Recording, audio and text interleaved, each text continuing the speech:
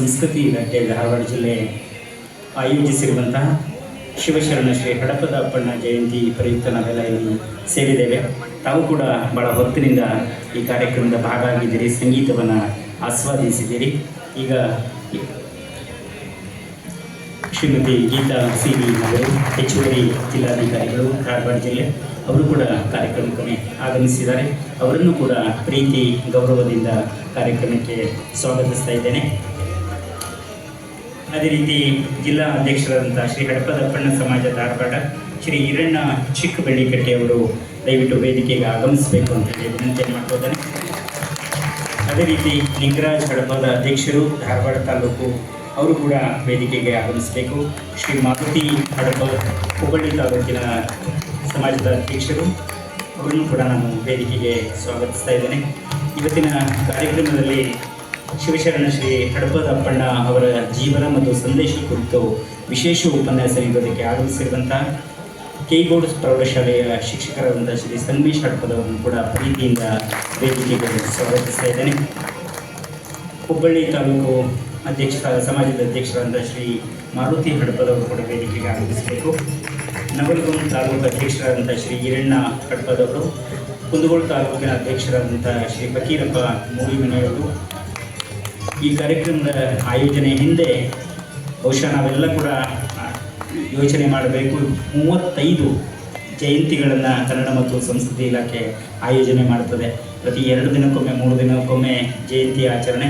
ಆ ಕಾರ್ಯಕ್ರಮದ ಸಿದ್ಧತೆ ಹಿಂದೆ ಇರುವಂಥವರು ಅತ್ಯಂತ ಕ್ರಿಯಾಶೀಲ ಕನ್ನಡ ಮತ್ತು ಸಂಸ್ಕೃತಿ ಇಲಾಖೆಯ ಸಹಾಯಕ ನಿರ್ದೇಶಕರಂಥ ಶ್ರೀ ಕುಮಾರ್ ಬೆಕ್ಕೇರಿ ಅವರು ಕೂಡ ವೇದಿಕೆಯಲ್ಲಿ ಆಸೀನರಾಗಬೇಕು ಅಂತ ಹೇಳಿ ಅವರನ್ನು ವಿನಂತಿ ಮಾಡ್ಕೊತಾನೆ.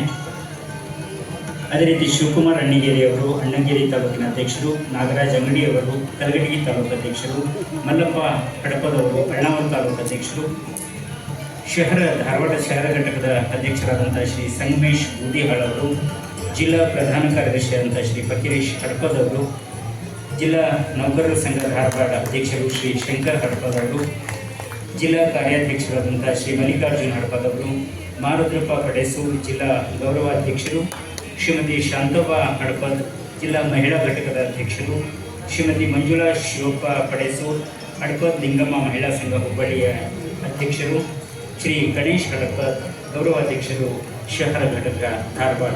ಎಲ್ಲ ಸಮಾಜದ ಮುಖಂಡರು ಗಣ್ಯರು ವೇದಿಕೆಗೆ ಆಗಮಿಸಬೇಕು ಅಂತ ಹೇಳಿ ವಿನಂತಿಯನ್ನು ಮಾಡಿಕೊಳ್ತಾ, ಈಗ ಕಾರ್ಯಕ್ರಮಕ್ಕೆ ಆಗಮಿಸಿರುವಂತಹ ಗಣ್ಯರನ್ನು ತಮ್ಮೆಲ್ಲರನ್ನ ಪ್ರೀತಿಯಿಂದ ಸ್ವಾಗತಿಸಿ ಪ್ರಾಸ್ತಾವಿಕ ನುಡಿಗಳನ್ನು ನೀಡಿದ್ದಾರೆ ಕನ್ನಡ ಮತ್ತು ಸಂಸ್ಕೃತಿ ಇಲಾಖೆಯ ಸಹಾಯಕ ನಿರ್ದೇಶಕರಾದಂಥ ಶ್ರೀ ಕುಮಾರ್ ಬೆಕ್ಕೇರಿ ಅವರು. ಜಿಲ್ಲಾಡಳಿತ ಹಾಗೂ ಕನ್ನಡ ಮತ್ತು ಸಂಸ್ಕೃತಿ ಇಲಾಖೆ ಧಾರವಾಡ ಜಿಲ್ಲೆ ಹಾಗೂ ಶ್ರೀ ಹಡಪದ ಅಪ್ಪಣ್ಣ ಸಮಾಜ ಸೇವಾ ಸಂಘ ಮತ್ತು ವಿವಿಧ ಸಂಘ ಸಂಸ್ಥೆಗಳ ಸಹಕಾರದೊಂದಿಗೆ ಇವತ್ತು ಆಯೋಜನೆ ಮಾಡಿರುವ ಶಿವಶರಣ ಶ್ರೀ ಹಡಪದ ಅಪ್ಪಣ್ಣ ಜಯಂತಿ ಕಾರ್ಯಕ್ರಮಕ್ಕೆ ತಮ್ಮೆಲ್ಲರಿಗೂ ಕೂಡ ಜಿಲ್ಲಾಡಳಿತ ವತಿಯಿಂದ ಹಾರ್ದಿಕವಾದ ಶುಭಾಶಯಗಳು.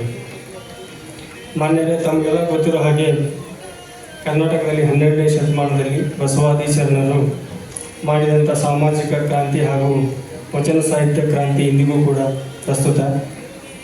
ಬಸವಣ್ಣವರು, ಅಲ್ಲಮ್ಮ ಪ್ರಭುಗಳು, ಅಕ್ಕಮಹಾದೇವಿ, ಶಿವಯೋಗಿ ಸಿದ್ದರಾಮ, ಅಂಬಿಗರ ಚೌಡಯ್ಯ, ನುಡಿಯ ಚಂದಯ್ಯ, ಮಡಿವಾಳ ಮಾಚಿದೇವ, ಡೋಹರ್ ಕಕ್ಕಯ್ಯ ಮುಂತಾದ ವಚನಕಾರರು ಸಮಾಜದಲ್ಲಿದ್ದಂಥ ಅಂಕುಡೊಂಕುಗಳನ್ನು, ಸಾಮಾಜಿಕ ಅಸಮಾನತೆಯನ್ನು, ಮೇಲು ಕೀಳು ಭಾವನೆಯನ್ನು, ಮೂಢನಂಬಿಕೆಗಳನ್ನು ಹೋಗಲಾಡಿಸಲು ಶ್ರಮಪಟ್ಟವರು.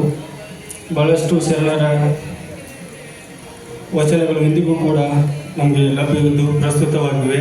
ಕರ್ನಾಟಕ ಸರ್ಕಾರ ಪ್ರತಿ ವರ್ಷ ಶಿವಶರಣರ ಹಲವಾರು ಜಯಂತಿಗಳನ್ನು ಆಚರಣೆ ಮಾಡ್ತಾ ಇದ್ದೇವೆ. ಅದರಲ್ಲೂ ಕೂಡ ಶ್ರೀ ಹಡಪದ ಅಪ್ಪಣ್ಣವರ ಜಯಂತಿ ಭಾಳ ವಿಶೇಷ ಅಂತ ಹೇಳ್ಬೋದು. ಯಾಕಂದರೆ ಬಸವಣ್ಣವರಿಗೆ ಬಲಗೈ ಬಂಟನಾಗಿ, ಅವರ ಬಾಲ್ಯದ ಸ್ನೇಹಿತನಾಗಿ, ಅನುಭವ ಮಂಟಪದ ಕಾರ್ಯದರ್ಶಿಯಾಗಿ ಅವರಿಗೆ ಬೆನ್ನೆಲುಬಾಗಿ ನಿಂತವರು ಶ್ರೀ ಹಡಪದ ಅಪ್ಪಣ್ಣವರು. ಅವರು ಹಲವಾರು ವಚನಗಳ ಮೂಲಕ ಸಾಮಾಜಿಕ ಬದಲಾವಣೆಗೆ ಶ್ರಮಪಟ್ಟವರು ಮತ್ತು ಒಬ್ಬ ಕಾರ್ಯದರ್ಶಿ ಯಾವ ರೀತಿ ಇರಬೇಕು ಅನ್ನೋದನ್ನು ಅವರು ತೋರಿಸಿಕೊಟ್ಟವರು. ಹಾಗಾಗಿ ಬಸವಣ್ಣವರು ಅಷ್ಟೊಂದು ವ್ಯಾಪಕವಾಗಿ ಕಾರ್ಯ ಮಾಡಲು ಹಡಪದಪ್ಪನವರು ಬೆನ್ನೆಲುಬಾಗಿ ನಿಂತಿದ್ದಾರೆ. ಅವರ ಜಯಂತಿ ಇವತ್ತು ರಾಜ್ಯ, ಜಿಲ್ಲೆ ಹಾಗೂ ತಾಲೂಕು ಮಟ್ಟದಲ್ಲಿ ನಡೀತಾ ಇದೆ. ಇವತ್ತು ಧಾರವಾಡ ಜಿಲ್ಲಾ ಮಟ್ಟದ ಕಾರ್ಯಕ್ರಮ ಇಲ್ಲಿ ಆಯೋಜನೆಗೊಂಡಿದೆ. ಈ ಕಾರ್ಯಕ್ರಮದ ಸಾನ್ನಿಧ್ಯವನ್ನು ವಹಿಸಲು ಪೂಜ್ಯ ಶ್ರೀ ಡಾಕ್ಟರ್ ಮಲ್ಲಿಕಾರ್ಜುನ ಮಹಾಸ್ವಾಮಿಗಳು ಇನ್ನೇನು ಕೆಲವೇ ಕ್ಷಣಗಳಲ್ಲಿ ಆಗಮಿಸಲಿದ್ದಾರೆ. ಕಾರ್ಯಕ್ರಮದಲ್ಲಿ ಮುಖ್ಯ ಅತಿಥಿಗಳಾಗಿ ಆಗಮಿಸಿರುವಂಥ ಮಾನ್ಯ ಮಹಾಪೌರರು ಹುಬ್ಬಳ್ಳಿ ಧಾರವಾಡ ಮಹಾನಗರ ಪಾಲಿಕೆ ಶ್ರೀಮತಿ ಜ್ಯೋತಿ ಪಾಟೀಲ್ ಮೇಡಮ್ ಅವರಿಗೆ ನಾನು ಗೌರವಪೂರ್ವಕವಾಗಿ ಮೊದಲಿಗೆ ಸ್ವಾಗತವನ್ನು ಕೋರ್ತಾ ಇದ್ದೀನಿ.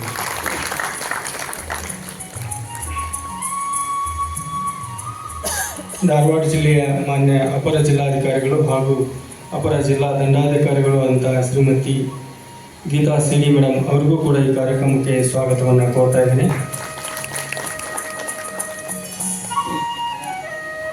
ಇವತ್ತು ಪೂಜ್ಯ ಶ್ರೀ ಡಾಕ್ಟರ್ ಮಲ್ಲಿಕಾರ್ಜುನ ಮಹಾಸ್ವಾಮಿಗಳು ಶ್ರೀ ಮುರುಘಾಮಠ ಧಾರವಾಡ ಅವರಿಗೆ ಈ ಕಾರ್ಯಕ್ರಮಕ್ಕೆ ಗೌರವಪೂರ್ವಕವಾಗಿ ಸ್ವಾಗತವನ್ನು ಕೋರ್ತಾ ಇದ್ದೀನಿ. ಈ ಕಾರ್ಯಕ್ರಮಕ್ಕೆ ಆಗಮಿಸಿರುವಂಥ ಧಾರವಾಡ ಜಿಲ್ಲಾ ಶ್ರೀ ಹಡಪದ ಅಪ್ಪನ ಸಮಾಜ ಸೇವಾ ಸಂಘದ ಎಲ್ಲ ಪದಾಧಿಕಾರಿಗಳಿಗೆ, ಜಿಲ್ಲಾ ಹಡಪದ ನೌಕರರ ಸಂಘದ ಎಲ್ಲ ಪದಾಧಿಕಾರಿಗಳಿಗೆ ಮತ್ತು ಸಮಾಜದ ವಿವಿಧ ಸಂಘ ಸಂಸ್ಥೆಗಳ ಮುಖಂಡರು, ಗಣ್ಯರು, ಹಿರಿಯರು ತಮ್ಮೆಲ್ಲರಿಗೂ ಕೂಡ ಶಿವಶರಣ ಶ್ರೀ ಹಡಪದ ಅಪ್ಪನ ಜಯಂತಿ ಕಾರ್ಯಕ್ರಮಕ್ಕೆ ಹೃತ್ಪೂರ್ವಕವಾಗಿ ಸ್ವಾಗತವನ್ನು ಕೋರ್ತಾ ಇದ್ದೇವೆ. ಮತ್ತೊಮ್ಮೆ ಈ ಕಾರ್ಯಕ್ರಮಕ್ಕೆ ಆಗಮಿಸಿರುವ ಮಾಧ್ಯಮದ ಎಲ್ಲ ಮಿತ್ರರಿಗೆ, ಗಣ್ಯರಿಗೆ, ಹಿರಿಯರಿಗೆ ಮತ್ತು ಎಲ್ಲ ಸಾರ್ವಜನಿಕರಿಗೆ ಮತ್ತು ಇವತ್ತು ಪ್ರತಿಭಾ ಪುರಸ್ಕಾರಕ್ಕೆ ಭಾಜನರಾಗಿರುವ ಎಲ್ಲ ವಿದ್ಯಾರ್ಥಿಗಳಿಗೂ ಕೂಡ ಸ್ವಾಗತವನ್ನು ಕೋರ್ತಾ ಇದ್ದೇವೆ. ಈ ಕಾರ್ಯಕ್ರಮದಲ್ಲಿ ನಮ್ಮೊಂದಿಗೆ ಕೈ ಜೋಡಿಸಿ ವೇದಿಕೆ ಮೇಲೆ ಆಸೀನರಾಗಿರುವಂಥ ಶ್ರೀ ಈರಣ್ಣ ಚಿಕ್ಕಬೆಳ್ಳಿಕಟ್ಟೆಯವರು, ಮುಖ್ಯವಾಗಿ ಜಿಲ್ಲಾಧ್ಯಕ್ಷರು, ಈ ಕಾರ್ಯಕ್ರಮಕ್ಕೆ ನಮಗೆಲ್ಲ ರೀತಿಯ ಸಹಕಾರವನ್ನು ನೀಡಿದ್ದಾರೆ. ಅವರಿಗೆ ಸ್ವಾಗತವನ್ನು ಕೋರುತ್ತಾ ಮತ್ತೊಮ್ಮೆ ಸರ್ವರಿಗೂ ಕೂಡ ಸ್ವಾಗತ, ವಂದನೆಗಳು. ಒಂದು ಭಾವಚಿತ್ರಕ್ಕೆ ವೇದಿಕೆ ಮೇಲೆ ಆಸೀನರಾದಂತಹ ಗಣ್ಯಮಾನ್ಯರು ಪುಷ್ಪವನ್ನು ಅರ್ಪಿಸುವುದರ ಮೂಲಕ ಆ ಒಂದು ಪುಷ್ಪ ನಮನವನ್ನು ಸಲ್ಲಿಸೋಣ. ತಾವೆಲ್ಲರೂ ಆ ಒಂದು ಕ್ಷಣಕ್ಕೆ ಸಾಕ್ಷಿಯಾಗೋಣ.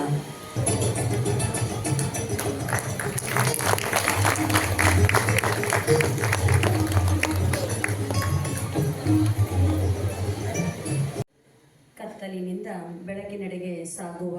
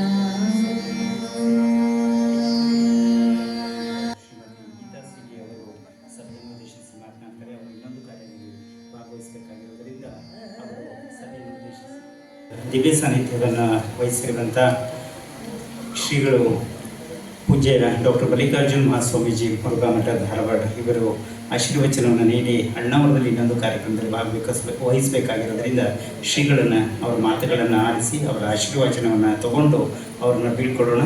ಇದೀಗ ಪೂಜ್ಯ ಶ್ರೀ ಡಾಕ್ಟರ್ ಮಲ್ಲಿಕಾರ್ಜುನ ಮಹಾಸ್ವಾಮೀಜಿ ಮುರುಘಾಮಠ ಧಾರವಾಡ. ತವನರಿಯಲ್ಕೆ ಸುಲಭೋಪಾಯದಿಂದಿದರಿಟ್ಟು ಬಾಯ ಸ್ಥಳಕ್ಕೆ ಪುರುವಾಗಿ ದಾಯದೋರಿ ಸಮಸ್ತ ಭಕ್ತನಿ ಕಾಯವನ್ನು ಪಾವನಮ ಮಾಡಿದ ರಾಯಪೂರ್ವಾಚಾರ್ಯ ಸಂಗನ ಬಸವ ಶರಣಾರ್ಥಿ. ಸದಾವಕಾಲ ಸ್ಮರಣೀಯರಾದ ಬಸವಾದಿ ಶರಣಶರಣೆಯರನ್ನು ಪ್ರಾತಸ್ಮರಣೀಯರಾದ ಮುರುಘಾಮಠದ ಲಿಂಗಕ್ಕೆ ಮೃತ್ಯುಂಜಯ ಮಹಾಂತಪ್ಪುಗಳನ್ನು ಸ್ಮರಿಸಿ ವೇದಿಕೆ ಮೇಲೆ ಆಸೀನರಾಗಿರುವಂಥ ಎಲ್ಲ ಗೌರವಾನ್ವಿತ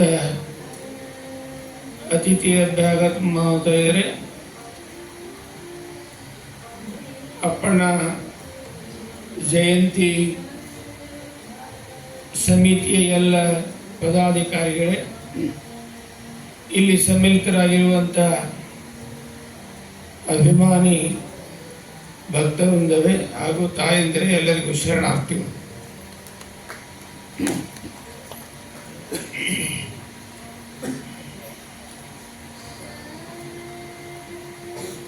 ಹದಿನೈದನೇ ಶತಮಾನದ ಒಬ್ಬ ಶ್ರೇಷ್ಠ ಕವಿ ಹರಿಹರ ತನ್ನ ಬಸವರಾಜ ದೇವರ ರಗಳೆಯಲ್ಲಿ ಮಹಾತ್ಮರ ಹುಟ್ಟಿನ ಬಗ್ಗೆ ಒಂದು ಪದ್ಯವನ್ನು ಬರೀತಾನೆ. ಇಳೆಗೆ ಶಿವಭಕ್ತಿ ಅಂತಿಯೋಲ್ ಮನಗಂಡು ಚಿಪ್ಪಿನೋಳ್ ಮುತ್ತು ಕಾಸರದೋಳ್ ಪಂಕಜಂ ಮಲಯಾದ್ರಿ ಮಲಯಜಂ ಕೇತಕಿ ಕುಸುಮದಿಂ ಪುಟ್ಟುವಂತಿರೆ ಪುಟ್ಟಿದಂ ಅಮಮ ಕಾರುಣಿಕ ಶಿಶು ಜನೈಷ್ಯತೆ ಎನ್ನುವ ಹಾಗೆ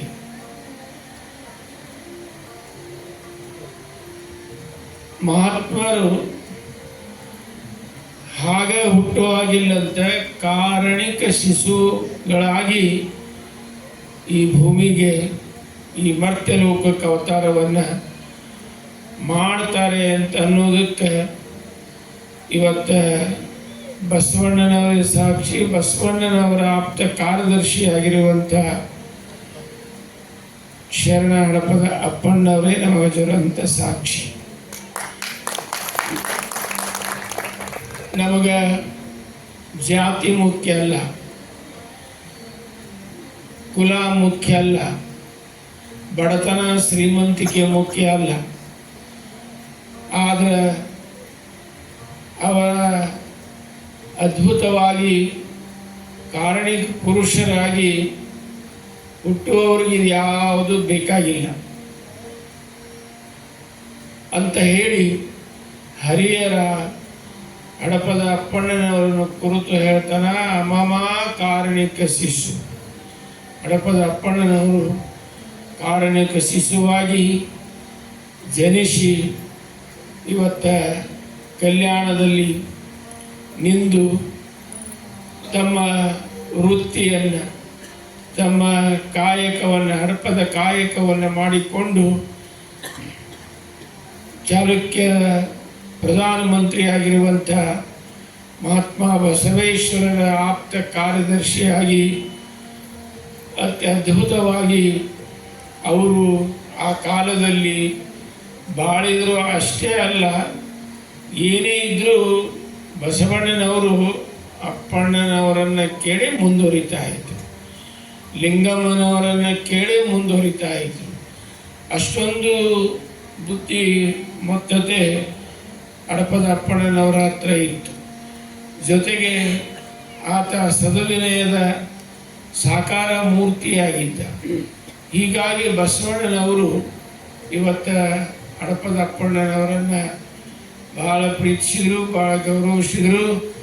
ಸದಾ ತಮ್ಮ ಸಂಗಾತಿಯಾಗಿ ಇಟ್ಟುಕೊಂಡು ಇವತ್ತು ಅವರ ಮುಖೇನ ಇವತ್ತು ಚಾಲುಕ್ಯ ರಾಜ್ಯದ ಎಲ್ಲ ಕಾರ್ಯಕಲಾಪಗಳನ್ನು ಮಾಡಿರುವಂಥ ಪುಣ್ಯಾತ್ಮರು ಬಸವಣ್ಣನವರು. ಅಂಥ ಮಹಾತ್ಮ ಹಡಪದ ಅಪ್ಪಣ್ಣನವರ ಜಯಂತಿ ಇವತ್ತು ಕೇವಲ ನಾವು ಅವರದೊಂದು ಫೋಟೋಕ್ಕೆ ಮಾಲೆ ಹಾಕಿ ಅವರು ಗುಣಗಾನ ಮಾಡಿದರೆ ಜಯಂತಿ ಆಗೋದಿಲ್ಲ. ಅದು ನಿಜವಾದ ಜಯಂತಿ ಆಚರಣೆ ಅಂದರೆ ಅವರ ವಚನಗಳನ್ನು ಓದಬೇಕು, ವಚನಗಳಂತೆ ನಾವು ಆದರ್ಶವಾದ ಪಥದಲ್ಲಿ ಬದುಕಬೇಕು. ಅಂದರೆ ಆ ಬದುಕಿಗೆ ಬೆಲೆ, ಜೊತೆಗೆ ಜಯಂತಿ ಸಮಾರಂಭ ಮಾಡಿದ್ದಕ್ಕೂ ಸಾರ್ಥಕ ಆಗ್ತದೆ ಅಂತ ಅನ್ನೋದನ್ನು ನಾವೆಲ್ಲ ಅರ್ಥ ಮಾಡ್ಕೊಳ್ಬೇಕು. ಶತಕತ್ರಯದಲ್ಲಿ ಮಗ್ಗಿ ಮಾಯಿದೇವ ಅಂತ ಬಹಳ ಅದ್ಭುತವಾಗಿ ಒಂದು ಮಾತು ಹೇಳ್ತಾನೆ. ಮಹಾತ್ಮರನ್ನು ನೆನೆಯುವುದೇ ಘನಮುಕ್ತಿ ಪದಂ ಶಿವಾದವ ಅನ್ನೋ ಮಾತನ್ನು ಮಹಾತ್ಮರನ್ನು ಸ್ಮರಿಸೋದೇನದೆ ಅದು ಹುಟ್ಟು ಸಾವನ್ನು ಬಂಧನದಿಂದ ಈ ಆತ್ಮ ಮುಕ್ತಿ ಆಗ್ತದೆ ಮಹಾತ್ಮರ ಸ್ಮರಣೆಯಿಂದ ಅಂತ ಅನ್ನೋದನ್ನು ಭಾಳ ಸ್ಪಷ್ಟವಾಗಿ ಮಧ್ಯಮದೇವ ಹೇಳ್ತಾನೆ. ಆಗ ಇವತ್ತು ಸಮಾಜದವರೆಲ್ಲರೂ ಸೇರಿಕೊಂಡು ಇವತ್ತು ಅಪ್ಪಣ್ಣ ಯೋಗಿ ಸುಮಾರು 900 ವರ್ಷಗಳಾದವು. 900 ವರ್ಷಗಳಾಗಿ ಹೋದರೂ ಕೂಡ ಇವತ್ತು ನಮಗೆ ಕಣ್ಣೆದುರಿಗೆ ಮಹಾತ್ಮ ಅಪ್ಪಣ್ಣನಾಗಿ ಯಾಕೆ ಉಳ್ಕೊಂಡ ಅಂತಂದ್ರೆ ಆದರ್ಶ ನಡೆಯನ್ನು ನಡೆದ, ಆದರ್ಶ ನುಡಿಯನ್ನು ನುಡಿದ, ಜೊತೆಗೆ ಅದ್ಭುತವಾಗಿ ಧರ್ಮ ದಂಪತಿಗಳು ವಚನಗಳನ್ನು ಬರೆದು ಇವತ್ತು ಅನುಭವ ಮಂಟಪದಲ್ಲಿ ಪಾಲ್ಗೊಳ್ತಾ ಇದ್ದರು ಅಂತನ್ನೋದನ್ನು ನಾವು ಬೇರೆ ಹೇಳಬೇಕಾಗಿಲ್ಲ.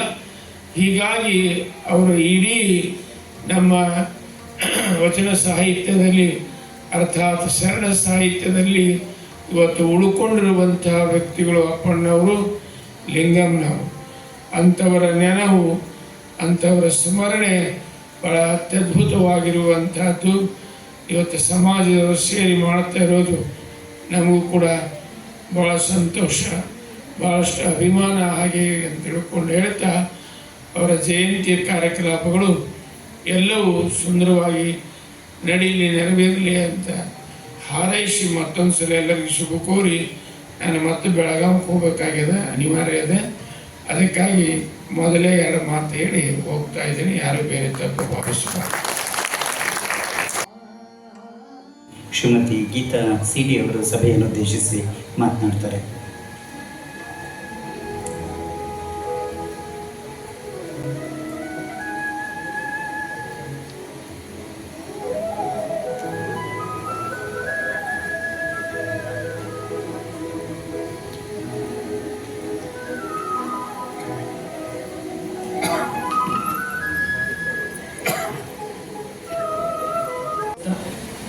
ಈ ಒಂದು ಕಾರ್ಯಕ್ರಮದ ದಿವ್ಯ ಸಾನ್ನಿಧ್ಯವನ್ನು ವಹಿಸಿರುವಂತಹ ಪೂಜ್ಯ ಡಾಕ್ಟರ್ ಮಲ್ಲಿಕಾರ್ಜುನ್ ಮಹಾಸ್ವಾಮಿಗಳು ಮುರುಘಾಮಠ ಧಾರವಾಡವರಿಗೆ ವಂದಿಸಿ.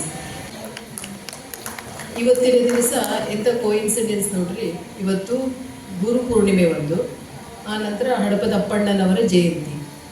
ಈ ನಮ್ಮ ವಚನ ಸಾಹಿತ್ಯದಲ್ಲಿ ಬರೋಂತಹ ಎಲ್ಲ ಮಹನೀಯರು ಒಂದಲ್ಲ ಒಂದು ಒಳ್ಳೆಯ ದಿವಸನೇ ಹುಟ್ಟಿರ್ತಾರೆ. ಭಾಳ ಪವಿತ್ರವಾದ ದಿವಸದಲ್ಲಿ ಅವರ ಜನನ ಆಗುತ್ತೆ. ಅಂದರೆ ಅವ್ರು ಹುಟ್ಟಿದ್ಲೇ ಒಂದೇನೋ ಜಗತ್ತಿಗೆ ಬೆಳಕನ್ನು ತೋರಿಸ್ಲಿಕ್ಕೆ ಬಂದಿದ್ದಾರಂತೆ ನಮಗೆ ಒಂದು ಭಾವನೆ ಬರ್ತದೆ. ನಾವು ಈಗಲೇ 15 ದಿವಸದ ಹಿಂದೆ ಫಗು ಹಳಕಟ್ಟಿಯವರ ದಿನಾಚರಣೆ ಮಾಡಿದ್ವಿ. ಫಗು ಹಳಕಟ್ಟಿಯವರಿಗೆ ಮತ್ತೆ 12ನೇ ಶತಮಾನ ಮತ್ತು ಬಸವಣ್ಣನವರು, ಹಡಪದ ಅಪ್ಪಣ್ಣನವರು ಎಲ್ಲ ವಚನಕಾರರಿಗೆ ಬಹಳ ಅವಿನಾಭಾವ ಸಂಬಂಧ. 12ನೇ ಶತಮಾನ ನಮಗೆ ನೆನಪಾಯಿತು ಅಂತಂದರೆ ಎಲ್ಲ ವಚನಕಾರರು ಬರ್ತಾರೆ. ಅಲ್ಲಿ ಜಾತಿ, ಮತ, ಧರ್ಮ, ಶ್ರೇಣೀಕೃತ ವ್ಯವಸ್ಥೆಯನ್ನೆಲ್ಲ ಧಿಕ್ಕರಿಸಿ ಸರ್ವಸಾಮಾನ್ಯರು ಸಹ ಒಂದು ಸಮಪಾಲು ಸಮಬಾಳ್ವೆಯ ಜೀವನದ ಒಂದು ಧ್ಯೇಯವನ್ನು ಉಚ್ಚರಿಸಿ ಅನುಭವ ಮಂಟಪ ಕಟ್ಟಿದಂಥ ಮಹಾನ್ ದಾರ್ಶನಿಕರು 12ನೇ ಶತಮಾನದಲ್ಲಿ ನಮಗೆ ಕಾಣ್ತಾರೆ. ನಾವು ಮಡಿವಾಳ ಮಾಚಿದೇವಯ್ಯ, ಡೋಳರ ಕಕ್ಕಯ್ಯ ಎಲ್ಲ ಜಾತಿಯ ವಚನಕಾರರನ್ನ ಈ ಒಂದು 12ನೇ ಶತಮಾನದಲ್ಲಿ ಕಾಣ್ತೀವಿ. ಅಲ್ಲಮ ಪ್ರಭು ಮತ್ತು ಬಸವಣ್ಣನವರ ನೇತೃತ್ವದಲ್ಲಿ ಇವರು ಒಂದೊಂದು ವಚನ ಹೇಳ್ತಾರೆ. ಆ ವಚನದಲ್ಲಿ ಸಾರ ನಮ್ಮ ಜೀವನಕ್ಕೆ ಧ್ಯೇಯವಾಕ್ಯ ಅಂತ ನಾವು ಹೇಳಬಹುದು. ಅವರ ಜೀವನದ ಅನುಭವ, ಭಕ್ತಿ. ಇಲ್ಲೊಂದು ನಾನು ಈ ಹಡಪದ ಅಪ್ಪಣ್ಣನವರ ಬಗ್ಗೆ ನೋಡ್ತಾ ಇದ್ರೆ ಈ ಅಷ್ಟು ವಚನ ಸಾಹಿತ್ಯದಲ್ಲಿ ಬರುವಂತಹ ಭಕ್ತರನ್ಬಹುದು, ಅನುಭವ ಮಂಟಪದ ಸದಸ್ಯರನ್ಬಹುದು, ದಾರ್ಶನಿಕರನ್ಬಹುದು, ಅವರೆಲ್ಲ ಹೆಚ್ಚು ಈ ಉತ್ತರ ಕರ್ನಾಟಕ ಭಾಗದಲ್ಲಿ ಬರ್ತಾರೆ. ಬಸವ ಕಲ್ಯಾಣ, ಬಸವನ ಬಾಗೇವಾಡಿ, ಬಿಜಾಪುರ ಈ ಭಾಗದಲ್ಲಿ ಇರ್ತಾರೆ. ಯಾಕಂದರೆ ವೆರಿ ಒಬ್ವಿಯಸ್, ನಾವು ಒಂದು ಒಳ್ಳೆಯ ಶೈಕ್ಷಣಿಕ ಸಂಸ್ಥೆ ಇತ್ತು ಅಂದರೆ ಆ ಶೈಕ್ಷಣಿಕ ಸಂಸ್ಥೆ ತನ್ನ ಸುತ್ತಮುತ್ತಲೇ ಜನರಿಗೆಲ್ಲ ಒಳ್ಳೆಯ ವಿದ್ಯಾಭ್ಯಾಸ ಕೊಡುತ್ತೆ. ಅದೇ ರೀತಿಯಾಗಿ ಎಲ್ಲ ಜೀವನದ ಸಾರವನ್ನು ಈ ಪಂಡಿತರು, ಯಾಕಂದರೆ ವಿದ್ಯೆ ಅವಾಗ ಎಲ್ಲರಿಗೂ ಇರಲಿಲ್ಲ, ಕೆಲವು ಜನರಿಗೆ ಮಾತ್ರ ಸೀಮಿತವಾಗಿರುವಂಥ ಸಮಯದಲ್ಲಿ ಬಸವಣ್ಣನವರು ಹಾಕಿಕೊಟ್ಟಂಥ ಈ ಅನುಭವ ಮಂಟಪದಲ್ಲಿ ಅಕ್ಕ ಮಹಾದೇವಿ ಬರ್ತಾರೆ, ಇವರೆಲ್ಲರೂ ಬಂದು ತಮ್ಮ ಒಂದು ವಿಚಾರವನ್ನು ವಚನ ಮುಖಾಂತರ ನಮಗೆ ಹೇಳ್ಕೊಡ್ತಾರೆ. ವಚನ ಯಾವಾಗ ಬಂತು? ಸಂಸ್ಕೃತ ಯಾರಿಗೆ ತಿಳಿತಿರಲಿಲ್ಲ, ಓದಲಿಕ್ಕೆ ಅವರಿಗೆ ಒಂದು ಅವಕಾಶ ಇರಲಿಲ್ಲ. ಅಂಥ ಸಮಯದಲ್ಲಿ ವಚನ ಅಂದರೆ ಸರ್ವರಿಗೂ ತಿಳಿಯುವಂಥ ಭಾಷೆ, ಸರಳ ಭಾಷೆ, ಕನ್ನಡದಲ್ಲಿಯೇ ಬರೆದಂಥ ಒಂದು ಸಂಪದ. ಇಲ್ಲಿ ಹೇಳ್ತಾರೆ ವಚನದಲ್ಲಿ ಇವರು ಅನೇಕ ಸಂದರ್ಭಗಳನ್ನು ಹೇಳ್ತಾ ಬರ್ತಾರೆ ಪ್ರತಿಯೊಂದು ವಚನಕಾರರು. ಏನಪ್ಪ ಅಂತಂದರೆ it is nothing but personality development. ಈ ವಚನಗಳಲ್ಲಿ ಏನಿಲ್ಲ, ನಮ್ಮ ಜೀವನ ಯಾವ ರೀತಿ ನಡೆಸ್ಕೊಂಡು ಹೋಗಬೇಕು ಅಂತ ಹೇಳ್ತಾರೆ. ವಂದನೆಗೆ ನಿಲ್ಲಬೇಡಿ, ನಿಂದನೆಗೆ ಓಡಬೇಡಿ, ಹಿಂದು ಮುಂದೆ ಆಡಲು ಬೇಡಿ. ಇವತ್ತು ನಾವೆಲ್ಲ ಮಾಡ್ತೀವಿ, ಹಿಂದೆ ಎಲ್ಲ ಮಾತಾಡ್ಕೋತೀವಿ, ಅವ್ರ ಮುಂದೆ ಎಲ್ಲ ಸ್ತುತಿಸ್ತೀವಿ, ನೀವು ಭಾಳ ಒಳ್ಳೆಯವರಪ್ಪ, ಭಾಳ ಒಳ್ಳೆಯವರು ಅಂತ ಹೇಳ್ತೀವಿ. ಆದರೆ ಹಿಂದೆ ಮಾತಾಡೋದು ಇದು ಯಾವುದು ಒಳ್ಳೆಯದು ಗುಣ ಅಲ್ಲ ಅಂತ ಹೇಳಿ ಈ ಒಂದು ವಚನದ ಮುಖಾಂತರ ಅವರು ನಮಗೆ ತಿಳಿಪಡಿಸ್ತಾರೆ. ಇನ್ನೊಂದು ಹೇಳ್ತಾರೆ, ನೀವು ಬರೀ ಹಸಿವಿನಾಸೆಗೆ ಆಶಯನದ ಕೊಂಬರು. ನಾವು ಹಸಿವಿಗೆ ಇನ್ನೊಂದು ವಚನ ಓದ್ತಾ ಇದ್ದೆ ಆಗಲೇ, ಹಸಿವಿಯಾಗಿದೆ ಅಂತ ಹೇಳಿ ಹೊಟ್ಟೆ ಕಟ್ಕೊಂಡ್ಬಿಟ್ರೆ ಹಸಿವೇನು ಈಗಲ್ಲ. ನನ್ನ ಲಿಂಗವನ್ನು ಕೈಯಲ್ಲಿ ಇಟ್ಕೊಂಡ್ಬಿಟ್ರೆ ನನ್ನ ಭಕ್ತನಾಗಲ್ಲ. ಆದರೆ ನನ್ನ ನಿಜವಾದ ಭಕ್ತಿ ನನ್ನ ಹೃದಯದಲ್ಲಿದೆ, ಅದನ್ನು ಪಾಲಿಸ್ರಿ, ಆಡಂಬರಕ್ಕೆ ಜೀವನ ಮಾಡಬೇಡ್ರಿ ಅಂತ ಹೇಳೋದು ಎಲ್ಲ ವಚನಕಾರರ ಸ್ವಾರಸ್ಯ. ಹೀಗಾಗಿ ನಾವು ಇವತ್ತಿನ ದಿನ ಹಿಂದುಳಿದವರು ಅಂತೀವಿ, ಪರಿಶಿಷ್ಟ ಜಾತಿ, ಪರಿಶಿಷ್ಟ ಪಂಗಡ, ವಿದ್ಯೆಗೆ ಯಾವುದು ದಾರಿ ಬ್ಲಾಕೇಜ್ ಇಲ್ಲವೇ ಇಲ್ಲ. ನನ್ನ ಆಸ್ತಿ ಅಂತಸ್ತು ಎಲ್ಲನ ಕದಿಬಹುದು, ಆದರೆ ವಿದ್ಯಾಭ್ಯಾಸವನ್ನು ಯಾರೂ ಕದೀಲಿಕ್ಕೆ ಆಗಲ್ಲ. ಈಗಾಗಲೇ ನಮ್ಮಲ್ಲಿ ಒಳ್ಳೆಯ ಉಪನ್ಯಾಸಕರು ಇದ್ದಾರೆ, ಅವ್ರನ್ನ ಕೂತಾಗ ಕೇಳ್ತಾ ಇದ್ರು, ಮೇಡಮ್ ಎಜುಕೇಷನ್ ಡಿಪಾರ್ಟ್ಮೆಂಟಲ್ಲಿ ಇದ್ದೀವಿ, ನಮ್ಗೆ ಇಂತಿಂಥ ಸವಲತ್ತುಗಳು ಅಂತ. ಅವರಿಗೆ ನಾವು ಬಹಳಷ್ಟು ಮಾನ್ಯತೆ ಕೊಡ್ತೀವಿ. ಯಾಕಂದರೆ ಇವತ್ತಿಂದ ನಮ್ಮ ಧಾರವಾಡ ಜಿಲ್ಲೆ ವಿದ್ಯಾಕಾಶಿ ಅಂತ ಹೇಳಿ ಎಲ್ಲ ಮಕ್ಕಳನ್ನು ಒಂದು ಸಾಮಾನ್ಯ ಜ್ಞಾನದತ್ತ ಕರೆದೊಯ್ಯುವುದು ನಮ್ಮ ಶಿಕ್ಷಣ ಇಲಾಖೆಯ ಕರ್ತವ್ಯ. ಹಾಗೆ ದಯವಿಟ್ಟು ಎಲ್ಲ ಪಾಲಕರಲ್ಲಿದ್ದೀರಿ, ತಾವು ಸಹಕಾರ ನೀಡಲೇಬೇಕು. ಇದು ಪ್ರಸಂಗ ಬಹಳ ಅತಿ ಅವಶ್ಯವಾದಂಥ ಸಮಯ. ಯಾಕಂತಂದರೆ ನಾವು ಸ್ಕೂಲ್ ಕಲಿಬೇಕಾದ್ರೆ ನಮ್ಮ ಸಮಕಾಲೀನರಿಗೆಲ್ಲರಿಗೂ ಕನ್ನಡ ನೆಟ್ಟಿಗೆ ಓದಲಿಕ್ಕೆ ಬರ್ತಿತ್ತು, ಬರೀಲಿಕ್ಕೆ ಬರ್ತಿತ್ತು. ಮೀಡಿಯಮ್ 70% ವಿದೌಟ್ ಕಾಪಿಯಿಂದ ನಾವು ಪರೀಕ್ಷೆ ಪಾಸ್ ಮಾಡ್ತಾ ಇದ್ವಿ. ಆದರೆ ಇವತ್ತಿನ ಪರಿಸ್ಥಿತಿ ಏನಾಗಿದೆ, ನಾವು ಸಹ ಯಾವುದೋ ಒಂದು ಮಾಯಾಲೋಕಕ್ಕೆ ಹಿಂದೆ ಬೀಳ್ತಾ ಇದ್ದೀವಿ. ಇವತ್ತು ನಮ್ಮ ಮಕ್ಕಳಿಗೆ ಮಿನಿಮಮ್ ಬೇಸಿಕ್ ಲರ್ನಿಂಗ್ ನಾವು ಮಿಸ್ ಮಾಡ್ಕೊತಾ ಇದ್ದೀವಿ. ಅದಕ್ಕೆ ನಾನು ಎಲ್ಲ ಪಾಲಕರಲ್ಲಿ ವಿನಂತಿ ಮಾಡ್ತೀನಿ, ದಯವಿಟ್ಟು ನಮ್ಮ ಮಕ್ಕಳಿಗೆ ಬೇಸಿಕ್ ಅಂದರೆ ಓದಕ್ಕೆ ಬರೆಯೋಕ್ಕೆ ಬರಬೇಕು. ಇದು ನಮ್ಮದೇ ಒಂದು ಜವಾಬ್ದಾರಿ ಆಗುತ್ತೆ, ಯಾರ್ದು? ಪಾಲಕರ ಜವಾಬ್ದಾರಿ ಆಗುತ್ತೆ. ದಯವಿಟ್ಟು ಇಂಥ ಮಹನೀಯರೆಲ್ಲ ಬರಬೇಕಾಯ್ತು ಅಂದರೆ ನಮ್ಮ ಜಗತ್ತಿಗೆ ಈ ತಾಯಂದಿರ ಕೊಡುಗೆ ಅಂತ ನಾನು ಹೇಳ್ತೀನಿ. ಸಾಕಷ್ಟು ತಾಯಂದಿರಲ್ಲಿ ಇದ್ದೀರಿ. ಈ ಎಲ್ಲ ದಾರ್ಶನಿಕರ ಜೀವನ ಚರಿತ್ರೆಯನ್ನು, ಜೀವನ ವಿಷಯವನ್ನು ನಮ್ಮ ಮಕ್ಕಳಿಗೆ ತಿಳಿಸೋಣ. ಪ್ರತಿ ವರ್ಷ ನಾವು ಇಲ್ಲಿ ಒಂದು 35-40 ಜಯಂತಿಗಳನ್ನು ಆಚರಣೆ ಮಾಡ್ತೀವಿ. ಪ್ರತಿ ಆಚರಣೆಯಲ್ಲಿ, ಪ್ರತಿ ಜಯಂತಿಯಲ್ಲಿ ನಮಗೆ ಸಾಮಾನ್ಯವಾಗಿ ತಿಳುವಳಿಕೆ ಕೊಡೋದು ಅಗೇನ್ ಪರ್ಸನಾಲಿಟಿ ಡೆವಲಪ್ಮೆಂಟ್. ನಾನು ಹೇಗಿರಬೇಕು, ಹೇಗೆ ಜೀವನ ಮಾಡಬೇಕು, ನೆರೆಹೊರೆಯವರಿಗೆ ಹೇಗಿರಬೇಕು, ನನ್ನ ಮನಸ್ಸಿಗೆ ನಾನು ಮೋಸ ಮಾಡಲಾರ್ದಂಗೆ ಜೀವನ ಮಾಡಬೇಕನ್ನೋದನ್ನೇ ಈ ವಚನ ಸಾಹಿತ್ಯ ಹೇಳ್ಕೊಡುತ್ತೆ. ಇವತ್ತು ನನಗೆ ಆ ವಿಚಾರ ಬಂತು, ಏನಪ್ಪ ವಚನ ಸಾಹಿತ್ಯ, ಈ ಎಲ್ಲ ಮಹನೀಯರು ಏನು ಹೇಳ್ಕೊಟ್ರು ಅಂತಂದರೆ, ಇವತ್ತಿನ ದಿವಸ ನಾವು ಇಂಗ್ಲೀಷಲ್ಲಿ ಹೇಳ್ತೀವಿ ಪರ್ಸನಾಲಿಟಿ ಡೆವಲಪ್ಮೆಂಟ್ ಅಂತ ಕೋರ್ಸಸ್ ಬರ್ತಾವೆ, ಬ್ರ್ಯಾಂಡೆಡ್ ಕೋರ್ಸಸ್. ಅವೆಲ್ಲ ಹಿಂದೆ ನಮ್ಮ 12ನೇ ಶತಮಾನದಲ್ಲೇ ನಮ್ಮ ಶರಣರು ತಿಳಿಸ್ಕೊಟ್ಟಿದ್ದಾರೆ. ಅವ್ರು ಹಾಕಿಕೊಟ್ಟ ಮಾರ್ಗದಲ್ಲಿ ನಾವು ನೀವೆಲ್ಲರೂ ನಡೆಯೋಣ ಅಂತ ಹೇಳಿ ನಾನು 2 ಮಾತುಗಳನ್ನು ಮುಗಿಸ್ತೀನಿ. ಕಾರ್ಯಕ್ರಮ ವಿಶೇಷ ಉಪನ್ಯಾಸ ಶ್ರೀ ಸಂಗಮೇಶ್ ಹಡಪದ್, ಶಿಕ್ಷಕರು, ಕೆ ಬೋರ್ಡ್ ಪ್ರೌಢಶಾಲೆ ಧಾರವಾಡ, ಇವರಿಂದ ವಿಶೇಷ ಉಪನ್ಯಾಸ ಮಾಲಿಕೆ. ಓಂ ಶ್ರೀ ಗುರು ಬಸವಲಿಂಗಾಯ ನಮಃ. ಸರ್ವರಿಗೂ ಭಕ್ತಿಯ ಶರಣಾರ್ಥಿಗಳನ್ನು ಸಲ್ಲಿಸಿ, ಈಗ ತಾನೇ ಅರಿವು ಬರ್ತಾ ಐತಿ. ನಮ್ಮ ಶರಣರ ಬಗ್ಗೆ ಅಷ್ಟೇ ಅಲ್ಲ, ನಮ್ಮ ಸಮಾಜದ ಬಗ್ಗೆ, ನಮ್ಮ ಶೈಕ್ಷಣಿಕ, ಸಾಮಾಜಿಕ, ಆರ್ಥಿಕ ವಿಚಾರಗಳ ಬಗ್ಗೆ ನಾವು ಈಗ ಚಿಂತನೆಯನ್ನು ಮಾಡಲಿಕ್ಕೆ ಈ ಜಯಂತಿ ಹಚ್ಚೈತಿ. ಹೀಗಾಗಿ ಸರ್ಕಾರಕ್ಕೆ ನಾನು ಧನ್ಯವಾದಗಳನ್ನು ಹೇಳಲೇಬೇಕು. ವಿಶೇಷವಾಗಿ ಎಲ್ಲ ಜಯಂತಿಗಳನ್ನು ನಾನು ನೋಡ್ತಾ ಇರ್ತೇನೆ, ಬರ್ತಿರ್ತೇನೆ ನಾನು.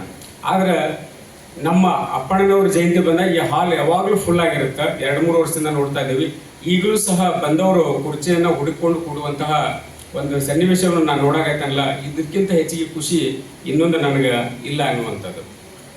ಯಾವಾಗ 12ನೇ ಶತಮಾನ ಶರಣರಂದ್ರೆ ಈ ಶತಮಾನಗಳ ಜೊತೆಗೆ ಸಹಸ್ರಮಾನಗಳ ಜೊತೆಗೆ ಸಾವಿರ ವರ್ಷಕ್ಕೆ ಒಂದು ಸಹಸ್ರಮಾನಗಳ ಜೊತೆಗೆ ಬೆಳೀತಾ ಇದ್ದಾರ. ಜಗತ್ತಿನೊಳಗೆ ಒಂದು ಕ್ರಾಂತಿ ಅನ್ನುವಂಥದ್ದು, ಕ್ರಾಂತಿಗಳು ಸಾಕಷ್ಟು ಆಗ್ಯಾವು. ಜಗತ್ತಿನೊಳಗೆ ಬಹಳಷ್ಟು ಕ್ರಾಂತಿಗಳಾಗ್ಯಾವು. ಅವೆಲ್ಲವೂ ರಕ್ತಸಿಕ್ತ ಇತಿಹಾಸದೊಳಗನ ಕೊನೆಗೊಂಡವು. ಆದ್ರೆ 12ನೇ ಶತಮಾನದ ಕ್ರಾಂತಿ ಐತಲ್ಲ, ಇದು ರಕ್ತಸಿಕ್ತ ಇತಿಹಾಸ ಸ್ವಲ್ಪ ಕೊನೆಗೆ ಮೆತ್ಕೊಂಡ್ರೂ ಸಹ ಅದೇನಾಗಿತ್ತಂದ್ರೆ ಸಾಹಿತ್ಯಿಕ, ಸಾಂಸ್ಕೃತಿಕ ಜೊತೆಗೆ ಧಾರ್ಮಿಕ ವಿಚಾರಗಳನ್ನು ಇಟ್ಕೊಂಡು ಆಗಿರುವಂಥ ಒಂದು ಕ್ರಾಂತಿ. ಅಲ್ಲಿ ಒಂದು ಉದ್ದೇಶ ಇತ್ತವ್ರದ್ದು, ಸಮ ಸಂಸ್ಕೃತಿ ಮತ್ತು ಶ್ರಮ ಸಂಸ್ಕೃತಿ. ಜಗತ್ತಿನೊಳಗೆ ಬಹಳ ಕ್ರಾಂತಿಗಳೊಳಗೆ ಬರೀ ಅವ್ರೇನು ಮಾಡ್ತಾರೆ ಅಂದ್ರೆ ಜಗಳ, ಯುದ್ಧ, ಬಡದಾಟ, ಕೊನೆಗೆ ಯಾವುದೋ ಒಂದು ಒಪ್ಪಂದದೊಂದಿಗೆ ಕೊನೆ ಆಗ್ತಾ ಇದ್ವು. ಆದರೆ ಇದು ಹಂಗಲ್ಲ. ಇಲ್ಲಿ ಏನೈತೆ ಅಂತಂದ್ರೆ ಅವರ ವಿಚಾರ ಸಾಹಿತ್ಯದೊಳಗೂ ಇತ್ತು, ಧಾರ್ಮಿಕತೆಯೊಳಗೂ ಇತ್ತು, ಸಾಮಾಜಿಕ ಉದ್ಧಾರದೊಳಗೂ ಇತ್ತು.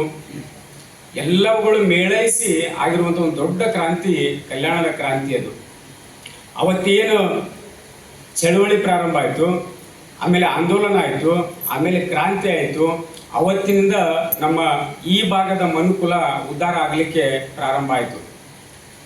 ಶಿಕ್ಷಣವನ್ನು ಪಡ್ಕೊಳ್ಳುವಂಥ ಹಕ್ಕು ಕೆಲವು ಬೆರಳೆಣಿಕೆಯಷ್ಟು ಜಾತಿಯವರಿಗೆ, ಬೆರಳೆಣಿಕೆ ಅಲ್ಲ ಇಲ್ಲ, ಕೆಲವು ಜಾತಿಯವರಿಗೆ ಮಾತ್ರ ಶಿಕ್ಷಣವನ್ನು ಪಡೆದುಕೊಳ್ಳುವಂಥ ಹಕ್ಕು ಐತಿ ಅಂತ ಸಾಧಿಸುವಂಥ ಒಂದು ಸಂದರ್ಭ ಅದು. ಅಂಥ ಸಂದರ್ಭದೊಳಗೆ ನಮಗೆ ತಿಳುವಂತಹ, ನಾವು ಮಾತಾಡುವಂತಹ, ನಾವೇ ಬರೀಲಿಕ್ಕೆ ಶಕ್ಯ ಆಗುವಂತಹ ಒಂದು ಭಾಷೆ ಒಳಗೆ ಶಿವಶರಣರು ನಮಗೆ ಸಾಹಿತ್ಯವನ್ನು ಕಲ್ಪಿಸಿಕೊಟ್ರು. ಅದರೊಳಗೆ ಮೊದಲೇದು ಜಾತಿಯ ವಿರೋಧ ಇತ್ತು, ಸಮಾನತೆ ಇತ್ತು. ಸಮಾನತೆ ಅಂದರೆ ಬರೀ ಜಾತಿ ಮೇಲು ಕೀಳು ಅಂತಲ್ಲ, ಸ್ತ್ರೀ ಸಮಾನತೆ ಅನ್ನುವಂಥದ್ದು ಒಂದಿತ್ತು. ಮೂಢನಂಬಿಕೆಯ ಅಜ್ಞಾನಗಳೇನಿದ್ವಲ್ಲ ಅವುಗಳನ್ನು ಹೊಡೆದು ಹಾಕುವಂತಹ ಉದ್ದೇಶ ಇತ್ತು. ನಿಜವಾದ ಧಾರ್ಮಿಕ ಆಚರಣೆಗಳಂದ್ರೆ ಏನು ಅನ್ನುವಂಥದ್ದನ್ನು ಸಮಾಜದ ಕಟ್ಟ ಕಡೆಯ ವ್ಯಕ್ತಿಗೂ ತಿಳಿಸುವಂತಹ ವಿಚಾರ ಅವರಿಗಿತ್ತು. ನಾವೆಲ್ಲ ಏನಾಗ್ಬಿಟ್ಟು ಅಂದ್ರೆ ನಮ್ಮ ಪೂರ್ವಿಕರು ಅವತ್ತಿನ ಕಾಲಕ್ಕೆ ಮಾನಸಿಕ ದಾಸ್ಯಕ್ಕೊಳಗಾಗಿದ್ರು. ಅವರು ದೊಡ್ಡ ಜಾತಿಯವರಪ್ಪ, ಅವ್ರನ್ನ ಕಾಲು ಹೊಡೆದ್ರೆ ಅವ್ರ ಬುದ್ಧಕ್ಕೆ ನಮಸ್ಕಾರ ಮಾಡಬೇಕು, ಅವ್ರನ್ನ ನೋಡಬಾರ್ದು, ನಾವು ಅವ್ರನ್ನ ನಮ್ಮ ಗಾಳಿ ಅವ್ರಿಗೆ ಸೋಕಬಾರ್ದು. ಅವ್ರು ಹೇಳಿರಲಿಲ್ಲ. ನಮ್ಮಷ್ಟಕ್ಕೆ ನಾವೇ ಏನು ಮಾಡ್ಕೊತಿದ್ವಿ ಅಂದ್ರೆ, ನಮ್ಮ ಪೂರ್ವಿಕರು ತಮ್ಮಷ್ಟಕ್ಕೆ ತಾವ ಸಂಕೋಲೆನ ಹಾಕೊಂಡ್ಬಿಡೋರು. ಇಲ್ಲ ಅವ್ರು ಶಾಲೆ ಕಲಿಯಾಗತ್ತಾರ, ಅಲ್ಲಿ ನಾವು ಹೋಗ್ಬಾರ್ದು, ಅಪಚಾರ ಅದ, ದೇವ್ರು ನಮಗೆ ಶಿಕ್ಷೆ ಕೊಡ್ತಾನ ಅಂತ ಹೇಳ್ತಿದ್ರು. ಅಲ್ಲಿ ದೊಡ್ಡ ಜಾತಿಯವರು ಶಾಲೆ ಕಲಿಯಾಗತ್ತಾರ, ನಾವು ಅಲ್ಲಿ ಹೋದ್ರೆ ಏನಾಗತಿ, ಅವ್ರಿಗೆ ಅಪಚಾರ ಆಗತಿ, ನಮಗೆ ದೇವ್ರು ಶಿಕ್ಷೆ ಕೊಡ್ತಾನ, ನಾವು ಅಲ್ಲಿ ಹೋಗಬಾರ್ದು ಅನ್ನುವಂತಹ ಅಷ್ಟು ಮಟ್ಟಿಗೆ ನಾವು ಮಾನಸಿಕ ದಾಸ್ಯಕ್ಕೆ ಒಳಗಾಗಿದ್ವಿ. ಅದನ್ನೆಲ್ಲ ಬಿಡಿಸಿ ನಮ್ಮನ್ನು ಪಶುಗಳ ಥರ ಏನು ನೋಡ್ತಿದ್ರಲ್ಲ, ಆ ಒಂದು ದಾಸ್ಯದಿಂದ ಹೊರಗೆ ತೊಗೊಂಬಂದು ನಮ್ಮನ್ನು ಮನುಷ್ಯರನ್ನಾಗಿ ಮಾಡಿರ್ತಕ್ಕಂಥದ್ದು ವಚನ ಸಾಹಿತ್ಯ. ಆ ಬಸವಾದಿ ಶಿವಶರಣರು ಅವತ್ತಿನಿಂದ ಹಿಡ್ಕೊಂಡು ಇವತ್ತಿನವರೆಗೂ ನಾವು ಏನು ಮಾಡ್ತಾ ಇದ್ದೀವಿ ಅಂದ್ರೆ, ಕನಿಷ್ಠ ಮಟ್ಟಕ್ಕೆ ಒಂದು ಶಿಕ್ಷಣವನ್ನು ಪಡ್ಕೊಳಕತ್ತೇವಿ, ಸಮಾಜದ ಮುಖ್ಯವಾಹಿನಿಗೆ ಬರಾಕತ್ತೇವಿ, ಸಮಾಜದೊಳಗೆ ನಾವು ಅದವಕ್ಕ ಅಂತಂದು ನಮ್ಮನ್ನು ನಾವು ತೋರಿಸ್ಕೊಳಕತ್ತೇವಿ. ಮಾನವ ಹಕ್ಕುಗಳನ್ನು ಕಾಪಾಡುವಂಥ ಉದ್ದೇಶ ಆ ಸಾಹಿತ್ಯಕ್ಕೆ ಇತ್ತು. ಯಾಕೆ ನಾ ಇಷ್ಟು ಪೀಠಿಕೆಯನ್ನು ಹಾಕಿದ್ದೆ ಅಂದ್ರೆ, ಅದರೊಳಗೆ ಏನು ಕ್ರಾಂತಿ ಮಾಡಿದ್ರಲ್ಲ, ಆ ಕ್ರಾಂತಿ ಮಾಡೋದ್ರೊಳಗೆ ಒಂದೇ ಜಾತಿಯವರು ಇರಲಿಲ್ಲ. ಸಮಾಜದ ಮೂಲೆಗಳಿಂದ, ಸಮಾಜದ ಚಿಕ್ಕ ಪುಟ್ಟ ಜಾತಿಗಳಿಂದ ಬಂದಿರುವಂತಹ, ಸಮಾಜದಿಂದ ತಿರಸ್ಕರಿಸಲ್ಪಟ್ಟಂತಹ ಅಸ್ಪೃಶ್ಯರು ಅನ್ನುವಂಥ ಮುಟ್ಟಿಸ್ಕೊಳ್ಳಾರಂತಹ ಸ್ಥಿತಿಯೊಳಗೆ ನಮ್ಮನ್ನು ಕಾಣ್ತಿದ್ರಲ್ಲ, ಅಂಥ ಜನಗಳು ಬಂದರು. ಅವರು ವಚನ ಸಾಹಿತ್ಯವನ್ನು ಬರೆಯಾಕತ್ರು, ಅವರು ಸಾಹಿತ್ಯ ಬರೆಯಾಕತ್ರು, ಅವ್ರ ತಿಳುವಳಿಕೆಯನ್ನು ಪಡ್ಕೊಂಡ್ರು, ಅರಿವನ್ನು ಪಡ್ಕೊಂಡ್ರು. ಅಂಥದ್ರೊಳಗೆ ನಮ್ಮವನು ಒಬ್ಬ, ನಮ್ಮ ಗುರುವೂ ಒಬ್ಬ. ನಾವಿವತ್ತೇನು ನಮ್ಮ ಗುರು ಅಂತ ಅನ್ಕೊಂಡವಲ್ಲ, ಇವತ್ತೇನು ನಮ್ಮ ಸಮಾಜ ಯಾರ ಹೆಸರ ಮೇಲೆ ಸಂಘಟನೆ ಆಗಕತ್ತೈತಲ್ಲ, ಅಂತಹ ನಮ್ಮ ಗುರು ಇದ್ದ ಅವರೇ ಹಡಪದ ಅಪ್ಪಣ್ಣನವರು. 770 ಜನಗಳು ಅಮರ ಗಣಗಳು ಅಂತ ಹೇಳ್ತಾರೆ ಅವ್ರು. 770 ಜನಗಳು. ಅನುಭವ ಮಂಟಪ ಅಂತ ಒಂದಾಯ್ತು ಬಸವಣ್ಣವರಿದ್ದಾಗ. ಆ ಅನುಭವ ಮಂಟಪ ಅದರೊಳಗೆ 770 ಜನ ಅಮರ ಗಣಗಳು ಅಂತ ಗುರುತಿಸ್ತಾರ. ಅದರೊಳಗೆ ಅಗದಿ ಒಂದು ಬೆಳ್ಳಿ ಚುಕ್ಕಿ ಅನ್ನೋಂಗಿದ್ದವರು, ಬೆಳ್ಳಿ ಚುಕ್ಕಿ ಅನ್ನುವಂಗನೇ ಇದ್ದವರು ಯಾರಪ್ಪ ಅಂದ್ರೆ ಹಡಪದ ಅಪ್ಪಣ್ಣನವರು. ಅವರು ಬಸವಣ್ಣನವರ ಆಪ್ತ ಕಾರ್ಯದರ್ಶಿ ಅಷ್ಟೇ ಅಲ್ಲ, ಬಸವಣ್ಣವರ ಹೆಗಲು ಕೊಟ್ಟು ದುಡಿದವರು, ಅವರ ಜೀವದೊಳಗೆ ಜೀವ ಆಗಿರ್ತಕ್ಕಂಥವ್ರು. ಅವ್ರಿಗೆ ಬಸವಣ್ಣವ್ರಿಗೆ ಇನ್ನೊಬ್ಬರು ಕಾಣ್ತಾ ಇರಲಿಲ್ಲ. ಅಷ್ಟರ ಮಟ್ಟಿಗೆ ಅಪ್ಪಣ್ಣನವರನ್ನ ಅವರು ತಮ್ಮವರಾಗಿಸ್ಕೊಂಡಿದ್ರು. ಅಂತ ಅಪ್ಪಣ್ಣ ಜನಿಸಿದ್ದು ಮಸವಿನಹಾಳ ಅನ್ನುವಂಥ ಒಂದು ಗ್ರಾಮ. ಅವ್ರ ತಂದೆ ಚನ್ನವೀರಪ್ಪ, ತಾಯಿ ದೇವಮ್ಮ ಅನ್ನುವಂಥವರ ಮಗ. ಅವ್ರಿಗೆ ಚನ್ನಮಲ್ಲೇಶ್ವರರು ಶಿಕ್ಷಣ ಕೊಟ್ಟರು ಅನ್ನುವಂಥದ್ದು ನಮ್ಮ ಪ್ರತೀತಿ. ಅದು ಅಕ್ಯುರೇಟಾಗಿ ಎಲ್ಲಿ ಸಿಕ್ಕಿಲ್ಲ. ನಾವು ಹಂಗೆ ಅನ್ಕೊಂಡಾಗ ಕೆಲವು ಜನ ವಿದ್ವಾಂಸರು ಹಿಂಗೈತಿ ಅಂತಂದು ರಿಸರ್ಚ್ ಮಾಡ್ಯಾರ. ಅದರ ಪ್ರಕಾರ ಇಷ್ಟು ಅವರ ಹುಟ್ಟು. ಬಾಲ್ಯದೊಳಗನ ಅವರು ಬಸವಣ್ಣವ್ರ ಜೊತೆಗೆ ಒಡನಾಡಿಯಾಗಿ ಕೂಡಲ ಸಂಗಮದೊಳಗೆ ಕಲಿತರು ಅನ್ನುವಂಥದ್ದು ಒಂದು ವಿಚಾರ. ಬೆಳೀತಾ ಬೆಳೀತಾ ಅವರು ಹದಿಹರೆಯದ ವಯಸ್ಸಿಗೆ ಬಂದಾಗ ಮಲ್ಲವಿದ್ಯೆಯೊಳಗೆ, ಮಲ್ಲವಿದ್ಯೆ ಅಂದ್ರೆ ನಾವೇನು ಪೈಲ್ವಾನ್ರ ಏನು ಅದಾರಲ್ಲ, ಈಗ ಕುಸ್ತಿ ಪಟುಗಳದಾರಲ್ಲ, ಆ ಥರ ಬೆಳೆದ್ರು. ಮಲ್ಲಯುದ್ಧದೊಳಗೆ ಬಹಳ ಪರಿಣಿತಿಯನ್ನು ಹೊಂದಿದ್ರು. ಜೊತೆಗೆ ಅವರು ಶಿಕ್ಷಣವನ್ನು ಆ ಚನ್ನಮಲ್ಲೇಶ್ವರರ ಕಡೆಗೆ ಪಡ್ಕೋತಾ ಇದ್ರು. ಬಸವಣ್ಣವರಿಗೆ ಜಾತವೇದ ಮುನಿಗಳು ಅಂತವ್ರು ಕಲಿಸ್ತಾ ಇದ್ರು ಅನ್ನುವಂಥದ್ದು ಇತಿಹಾಸದೊಳಗೆ ಬರ್ತಕ್ಕಂಥದ್ದು. ಹಂಗೆ ಶಿಕ್ಷಣವನ್ನು ಪಡಿತಾ ಬಸವಣ್ಣನವ್ರಿಗೆ ಹೆಗಲಿಗೆ ಹೆಗಲಾಗಿ ಅವರ ಜೊತೆಗೇನ ಇದ್ದವರು. ಮುಂದೆ ಅವ್ರಿಗೆ ಮದುವೆ ಆಗತ್ತ. ಲಿಂಗಮ್ಮ ತಾಯಿ ಅವಳು ದೇಗಿನಹಾಳ ಅನ್ನುವಂತಹ ಅಲ್ಲೇ ಗ್ರಾಮದವರು ಅಂತ ಹೇಳ್ತಾರೆ. ಇಷ್ಟು ಏನಪ್ಪ ಅಂದ್ರೆ ಬಸವಣ್ಣವ್ರ ಜೊತೆಗಿರುವಂಥ ನಮ್ಮ ಅಪ್ಪಣ್ಣನವರ ಜೀವನದ ಸಂಕ್ಷಿಪ್ತ ಚರಿತ್ರೆ ಅದು. ಇದನ್ನು ಎಲ್ಲಿಂದ ನಾವು ಕಾಣ್ಕೋತೇವೆ ಅಂತಂದ್ರೆ, ಕೆಲವು ಪುಸ್ತಕಗಳದಾವು ಅಪ್ಪಣ್ಣನವ್ರಿಗೆ ಬರೆದ ಅವರ ಉಲ್ಲೇಖವನ್ನು ಮಾಡಿರ್ತಕ್ಕಂತಹ ಕೆಲವು ಪುಸ್ತಕಗಳು. ಗುಬ್ಬಿ ಮಲ್ಲಣ್ಣಾರರು ಅನ್ನುವಂಥ ಒಬ್ಬ ವ್ಯಕ್ತಿ ವೀರಶೈವಾಮೃತ ಪುರಾಣ ಅಂತ ಬರೀತಾರೆ. ಅದರೊಳಗೆ ಅಪ್ಪಣ್ಣವ್ರ ಬಗ್ಗೆ, ಅವ್ರ ಜೀವನದ ವಿಚಾರಗಳ ಬಗ್ಗೆ ಹೇಳ್ತಾರೆ. ಚೆನ್ನಪ್ಪ ಕವಿ ಅನ್ನುವಂಥವ್ರು ಶರಣ ಲೀಲಾಮೃತ ಅನ್ನೋದ್ರೊಳಗೆ ಹೇಳ್ತಾರೆ. ಸಿದ್ಧನಂದೀಶ ಅನ್ನುವಂಥ ಕವಿ ಗುರುಚಾರಿತ್ರದೊಳಗೆ ಹೇಳ್ತಾರೆ. ಹಲವಾರು ಶೂನ್ಯ ಸಂಪಾದನೆಗಳು ಅನ್ನುವಂಥ ಗ್ರಂಥಗಳದವು, ಅದರೊಳಗೆ ಅಪ್ಪಣ್ಣನವ್ರ ಬಗ್ಗೆ ಹೇಳ್ತಾರೆ. ಈಗ ತಾನೇ ಮುರುಘಾಮಠದ ಶ್ರೀಗಳು ಹೇಳಿದ್ರಲ್ಲ, ಹರಿಹರನ ಬಸವರಾಜ ದೇವರ ರಗಳೆಗಳೊಳಗೂ ನಮ್ಮ ಅಪ್ಪಣ್ಣನವರ ಉಲ್ಲೇಖ ಇದೆ. ಅವ್ರು ಹೆಂಗೆ ಹುಟ್ಟಿದ್ರೆ ಹೇಳಿದ್ರಲ್ಲ, ಕಾರಣಿಕ ಶಿಶು ಅಂತಂದ್ರೆ.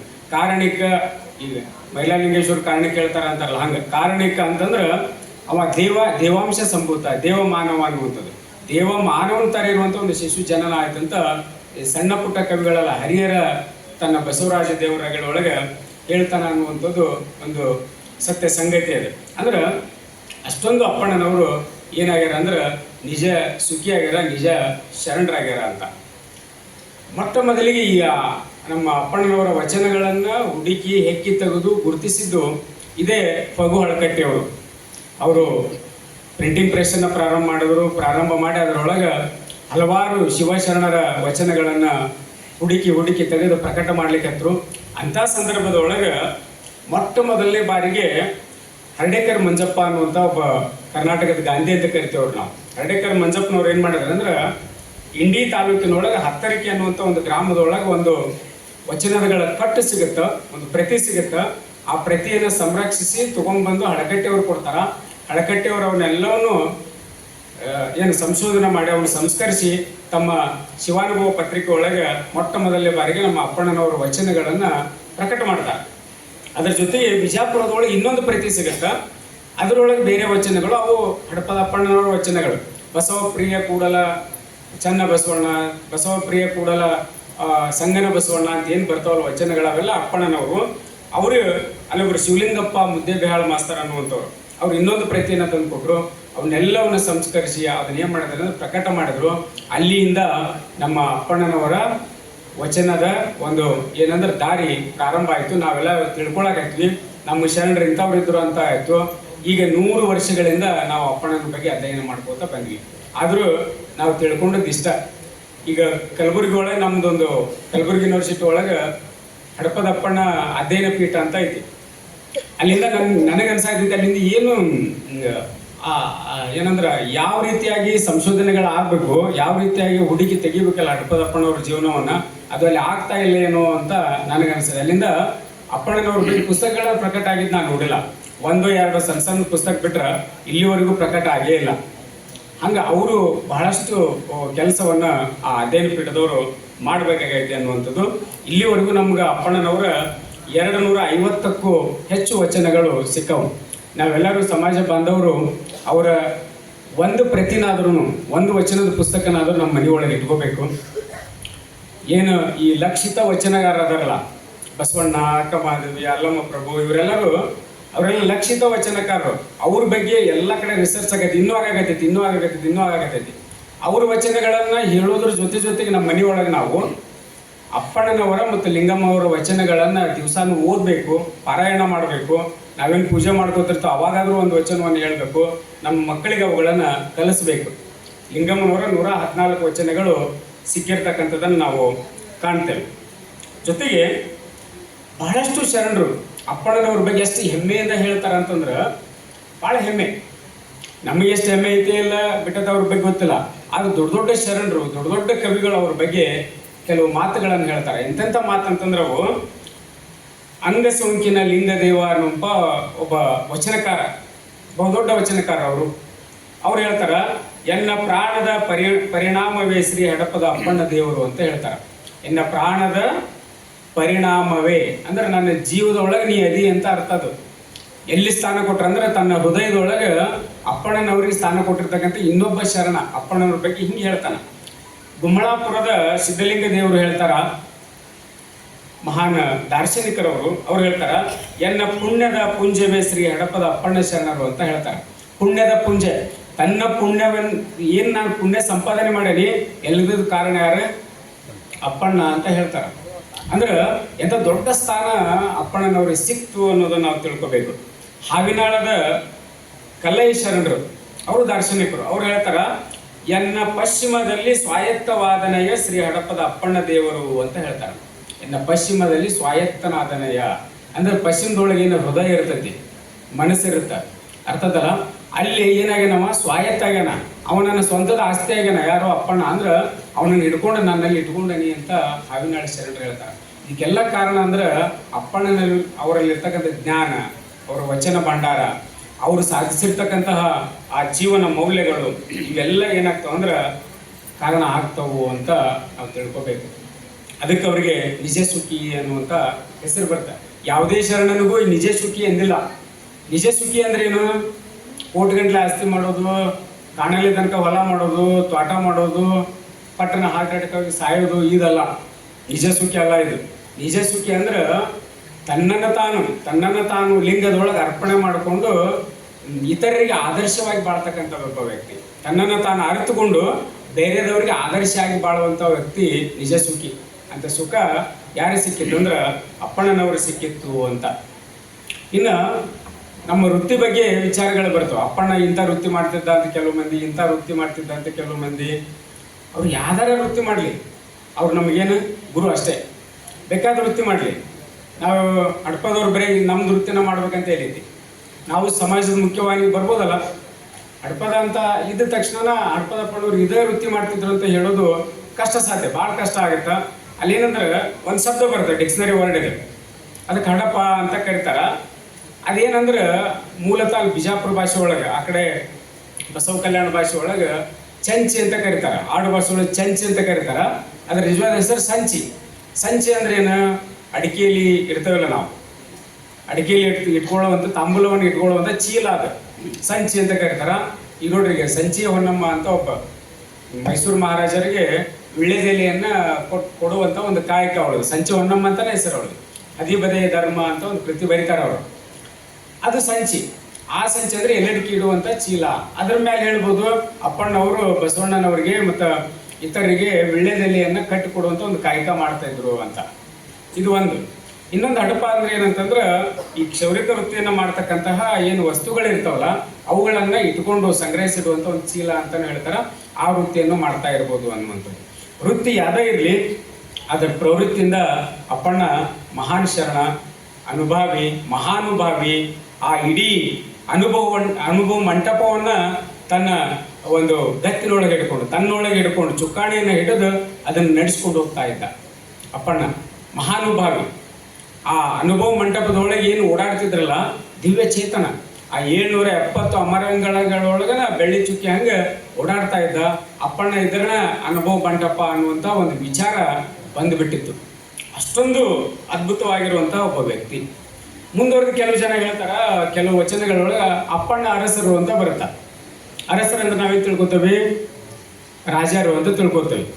ಅವತ್ತಿನ ಕಾಲಕ್ಕೆ 10-20 ಹಳ್ಳಿ ಸೇರಿ ಒಂದೊಂದು ಏನಂದ್ರೆ ಮಂಡಲಗಳಿದ್ವು. ಮಂಡಲ ಅಂತ ಕರಿತಿದ್ರು. ಆ ಮಂಡಲಕ್ಕೆ ಒಡೆಯ ಯಾರು? ಮಾಂಡಲಿಕ. ಅಪ್ಪಣ್ಣನವರು ಮಾಂಡಲಿಕರಾಗಿದ್ರು. ಕೂಡಲ ಸಂಗಮದ ಆ ಭಾಗದೊಳಗೆ ಮಾಂಡಲಿಕರಾಗಿದ್ರು. ಅದಕ್ಕೆ ಅವರಿಗೆ ಅಪ್ಪಣ್ಣ ಅರಸರು ಅಂತ ಕರಿತಿದ್ರು ಅಂತಾನೆ ಹೇಳ್ತಾರ. ಅದು ಸಾಧ್ಯ ಇರ್ಬೋದು. ಯಾಕೆ ಸಾಧ್ಯ ಅಂತ ಹೇಳ್ತೇನೆ ನಾನು.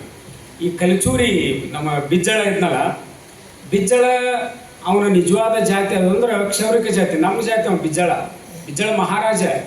ಬರೀ ಮಾಂಡಲಿಕ ಅಲ್ಲ, ಮಹಾರಾಜನ ಯಾರಿದ್ರು? ಹಡಪದ ಜಾತಿಯವರು ಕ್ಷೌರಿಕರ ಜಾತಿಯಿಂದ ಬಂದಿರತಕ್ಕಂಥವ. ನಮ್ಮ ಜಾತಿಯಿಂದ ಬಂದಿರುವಂತಹ ಯಾರಿದ್ರು? ಬಿಜ್ಜಳ ಮಹಾರಾಜ ಇದ್ದ. ಬಿಜ್ಜಳ ಮಹಾರಾಜ ಆದಾಗ ಅಪ್ಪಣ್ಣವ್ರು ಮಾಂಡಲಿಕ ಆಗಿರ್ಬೋದು. ಮಹಾರಾಜನ ಆಗ್ಯಾರ, ಮಾಂಡಲಿಕ ಆಗೋದ್ರೊಳಗೆ ಇನ್ನೇನೈತಿ? ಅರ್ಥ ಆತಲ್ಲ? ಆ ಬಿಜ್ಜಳ ಮಹಾರಾಜರ ಕೈ ಒಳಗೆ ನಮ್ಮ ಬಸವಣ್ಣವ್ರು ಏನಾಗಿದ್ರು?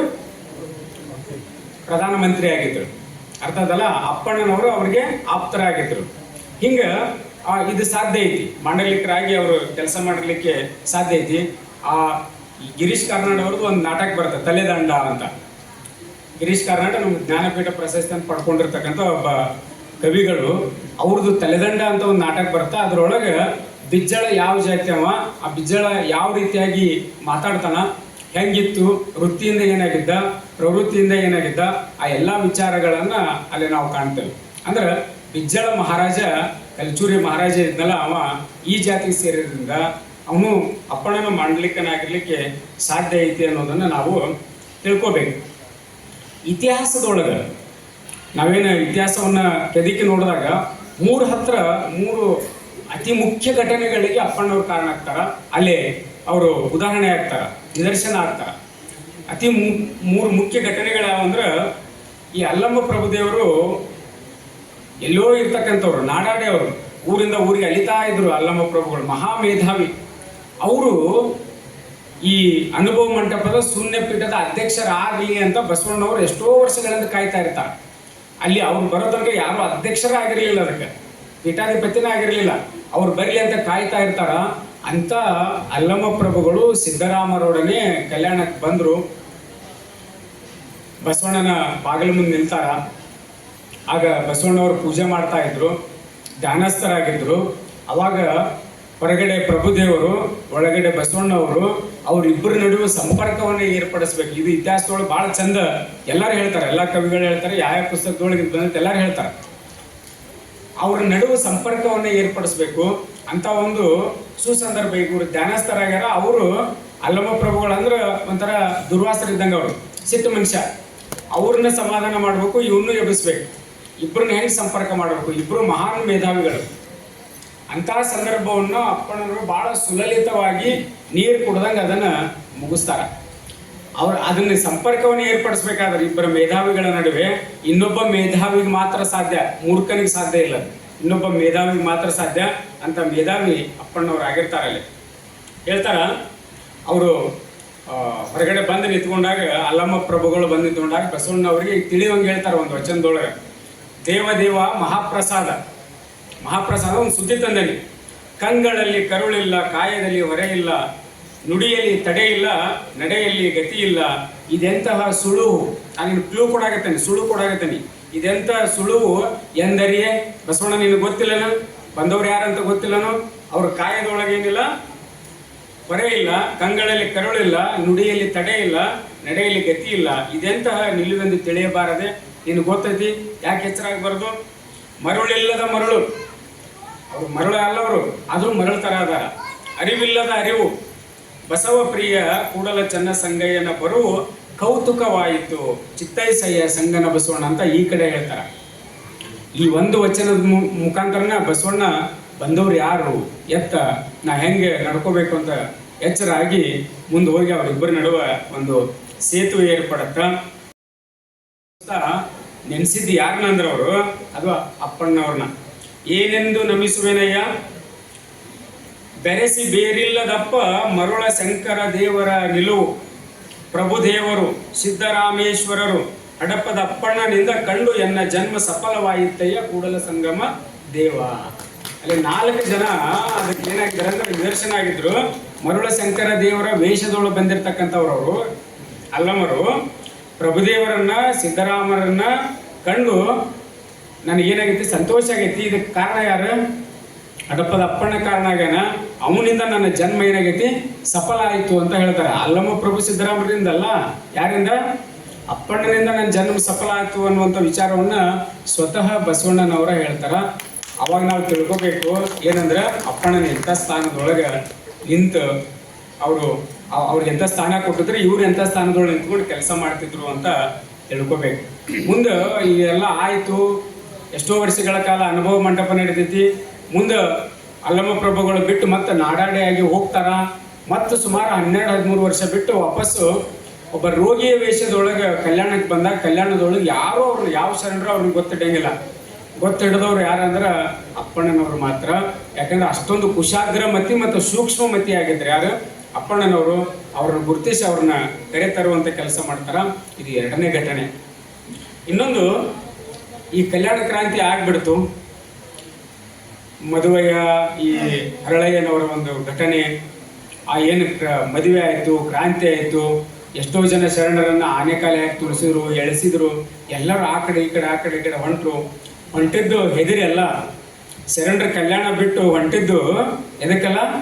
ನಮ್ಮನ್ನು ಬಡಿತಾರ ಅಂತ ಅಲ್ಲ, ಅಲ್ಲಿ ವಚನ ಸಾಹಿತ್ಯವನ್ನು ರಕ್ಷಣೆ ಮಾಡಬೇಕಾಗಿತ್ತು. ಅವರು ಪಟ್ಟಣ ಅದಕ್ಕೆ ಬೆಂಕಿ ಹಚ್ಚಬಾರ್ದು, ಅದನ್ನು ಹಾಳು ಮಾಡಬಾರ್ದು ಅಂತಂದು ಎಲ್ಲರ ಆ ವಚನವನ್ನು ಕಟ್ಕೊಂಡು, ದುಡ್ಡು ಬಂಗಾರ ಕಟ್ಕೊಂಡು ಹೋಗಲಿಲ್ಲ ಅವರು. ಚನ್ನಬಸವೇಶ್ವರರು ಉಳಿವಿ ಕಡೆ ಬರ್ತಾರ, ಇನ್ನೊಬ್ರು ಮತ್ತೊಂದು ಕಡೆ ಹೋಗ್ತಾರ. ಎಲ್ಲರ ಆ ವಚನದ ಕಟ್ಟುಗಳನ್ನು ಹಿಡ್ಕೊಂಡು ದೂರ ಸಾಗ್ತಾ ಇದ್ರು. ಬಸವಣ್ಣ ನಿರ್ಧಾರ ಮಾಡ್ತಾನ, ನಾನು ಇಲ್ಲಿ ಬೇಡ, ನಾನು ಕೂಡಲ ಸಂಗಮಕ್ಕೆ ಹೋಗ್ತಾನೆ, ಅಲ್ಲಿ ಧ್ಯಾನ ಮಾಡ್ತಾನೆ, ಧ್ಯಾನಸ್ಥಾನ ಆಗ್ತಾನೆ ಅಂತಂದು ಸಂಗಮಕೊಂಡ್ರು. ಅವಾಗ ಅವರು ತಮ್ಮ ಜೊತೆಗಾರನಿಗೆ ಕರೆದಿದ್ದು ಈ 770 ಅಮರಗಣಗಳನ್ನೆಲ್ಲ, 1,96,000 ಜಂಗಮರು ಯಾರನ್ನೂ ಕರೀಲಿಲ್ಲ. ಅವರು ಹೆಂಡತಿನ ಕರೀಲಿಲ್ಲ, ಮತ್ತೊಬ್ಬರು ಕರೀಲಿಲ್ಲ, ಯಾರನ್ನೂ ಕರೀಲಿಲ್ಲ. ಅವ್ರು ನೆನಪಾಗಿದ್ದು ಕೇವಲ ಅಪ್ಪಣ್ಣ ಮಾತ್ರ. ಅಪ್ಪಣ್ಣನವ್ರನ್ನ ಕರ್ಕೊಂಡು ಇಬ್ಬರು ಕೂಡ ಹೋಗ್ತಾರೆ. ಒಂದು ಕುದುರೆ ಮೇಲೆ ಅವರು, ಇನ್ನೊಂದು ಕುದುರೆ ಮೇಲೆ ಅವರು ಬೆಳೆ ತನಕ ಹೋಗ್ತಾರೆ. ಎಲ್ಲಿ ತನಕ?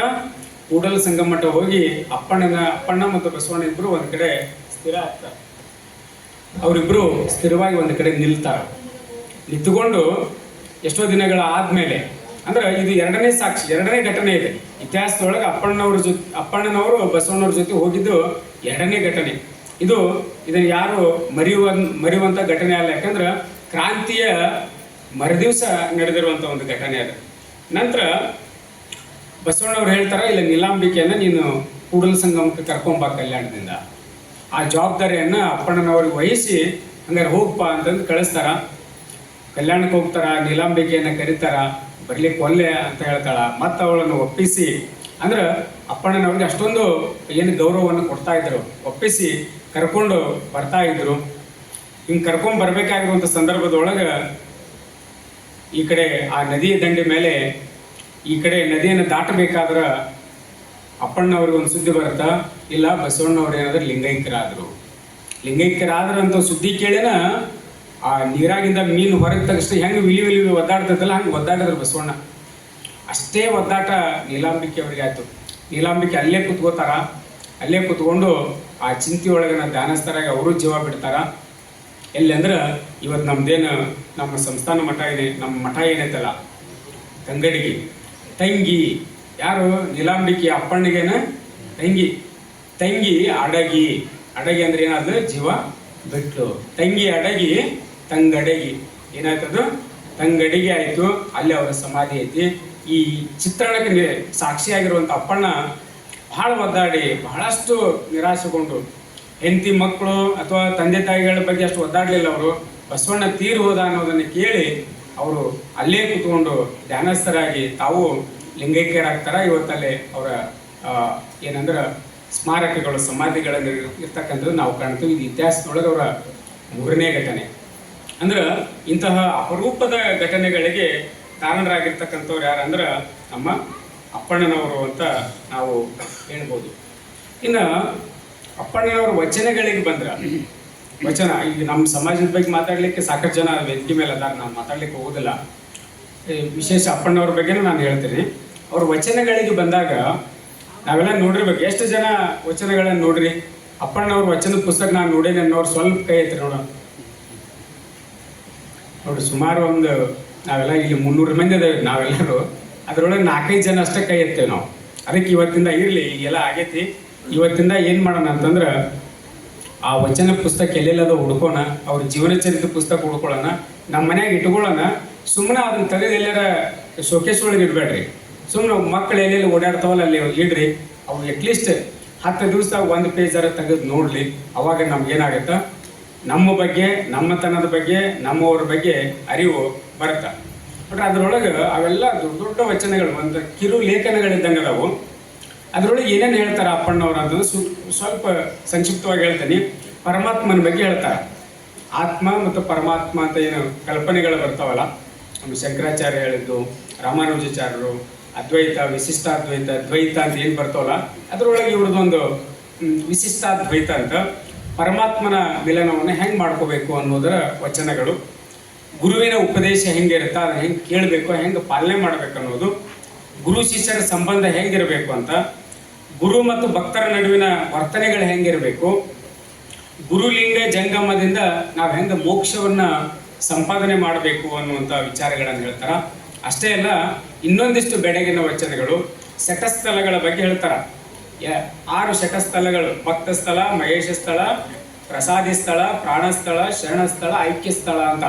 ಇವು 6 ಏನಂದ್ರೆ ನಮ್ಮ ಹುಟ್ಟಿನಿಂದ ಸಾಯುವವರೆಗೂ, ಹುಟ್ಟಿನಿಂದ ಕೊನೆಯವರೆಗೂ ನಾವು ಯಾವ ರೀತಿಯಾಗಿ ನಮ್ಮ ಬದುಕನ್ನು ಬದುಕಬೇಕು, ಯಾವುದು ನಮಗೆ ಜೀವನ ಚೇತೋಹಾರಿ ನಮ್ಮ ಜೀವನ ಚೇತೋಹಾರಿ ಮಾಡ್ತೈತಿ, ನಾವು ಹೆಂಗೆ ಬದುಕಬೇಕು ಅನ್ನುವಂಥ ವಿಚಾರವನ್ನು ಈ 6 ಸ್ಥಳಗಳು ಹೇಳ್ತಾವು.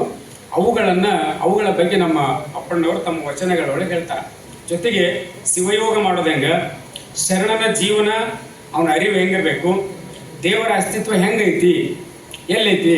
ಬಸವಣ್ಣಗಳ ಕಲ್ಲು ದೇವರೆಲ್ಲ, ಮಣ್ಣು ದೇವರೆಲ್ಲ, ಮರ ದೇವರೆಲ್ಲ, ಮುಂದುವರೆದ ಕಾಶಿ ರಾಮೇಶ್ವರ ಮುಂತಾದ ಸ್ಥಳದೊಳಗಿರುವಂಥ ದೇವರೆಲ್ಲ ತನ್ನ ತಾನು ಅರಿದೊಡೆ ದೇವ ಕಾಣ ಕೂಡಲ ಸಂಗಮ ಅಂತ ಹೇಳ್ತಾರಲ್ಲ ಬಸವಣ್ಣವರು.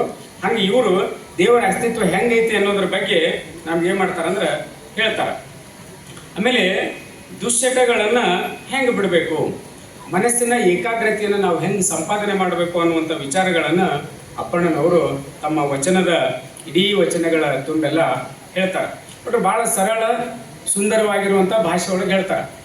ಈ ನೋಡ್ರಿ, ನಮ್ಮ ಮಹಾನ್ ಮೇಧಾವಿಗಳು, ಕವಿಗಳು ಪಂಪ, ರನ್ನ, ಪೊನ್ನ, ಜನ್ನ, ಆಮೇಲೆ ಅದಕ್ಕಿಂತ ಪೂರ್ವದೊಳಗೆ ಬಂದಿರುವಂಥ ಶಿವಕುಟಾಚಾರ್ಯ, ಹಿಂಗೆಲ್ಲ ನಮ್ಮ ಕವಿ ವರ್ಗನ ಐತಿ. ಅವರೆಲ್ಲರೂ ಬರೆದ್ರು, ಮಹಾ ಮೇಧಾವಿ ಕವಿಗಳು. ಆದರೆ ಅವರು ಬರೆದಿದ್ದು ಜನಮಾನಸಕ್ಕೆ ಮುಟ್ಲಿಲ್ಲ. ಅವ್ರು ಬರೆದಿದ್ದು ಅಗಾಧವಾಗಿರುವಂಥ ಸಾಹಿತ್ಯ. ನಾವು ಸಂಸ್ಕೃತವನ್ನು, ಅದು ಅತ್ಯುತ್ತಮವಾಗಿರುವಂಥ ಭಾಷೆ ಸಂಸ್ಕೃತ.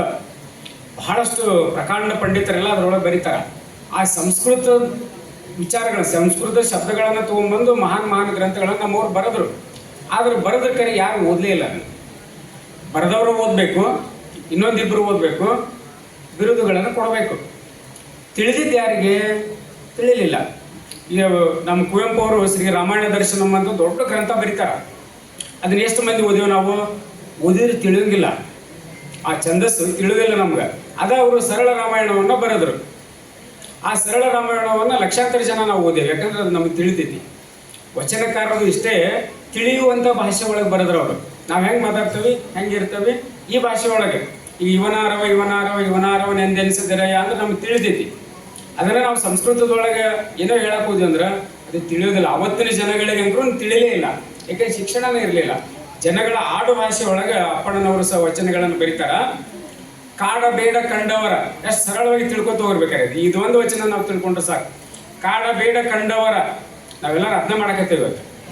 ಪ್ರತಿಯೊಂದು ಸಂದರ್ಭದೊಳಗೆ ಒಬ್ರು ಇನ್ನೊಬ್ರು ಕಾಡ್ಲಿಕ್ಕೆ ಆಯ್ತೇವೆ ನಾವು. ಗಂಡ ಹೆಂಡತಿ ಕಾಡೋದು, ಹೆಂಡತಿ ಗಂಡನ ಕಾಡೋದು, ಮಕ್ಕಳ ಅಪ್ಪ ಅವನ್ನ ಕಾಡೋದು, ಅಪ್ಪ ಅವ ಸೇರಿ ಅವ್ರ ಅಪ್ಪ ಅವನ್ನ ಹೊರಗೆ ಹಾಕೋದು, ಇದು ನಮ್ಮ ಕುಟುಂಬದೊಳಗೆ ಕಾಡೋದೈತೆ ನಮ್ದು.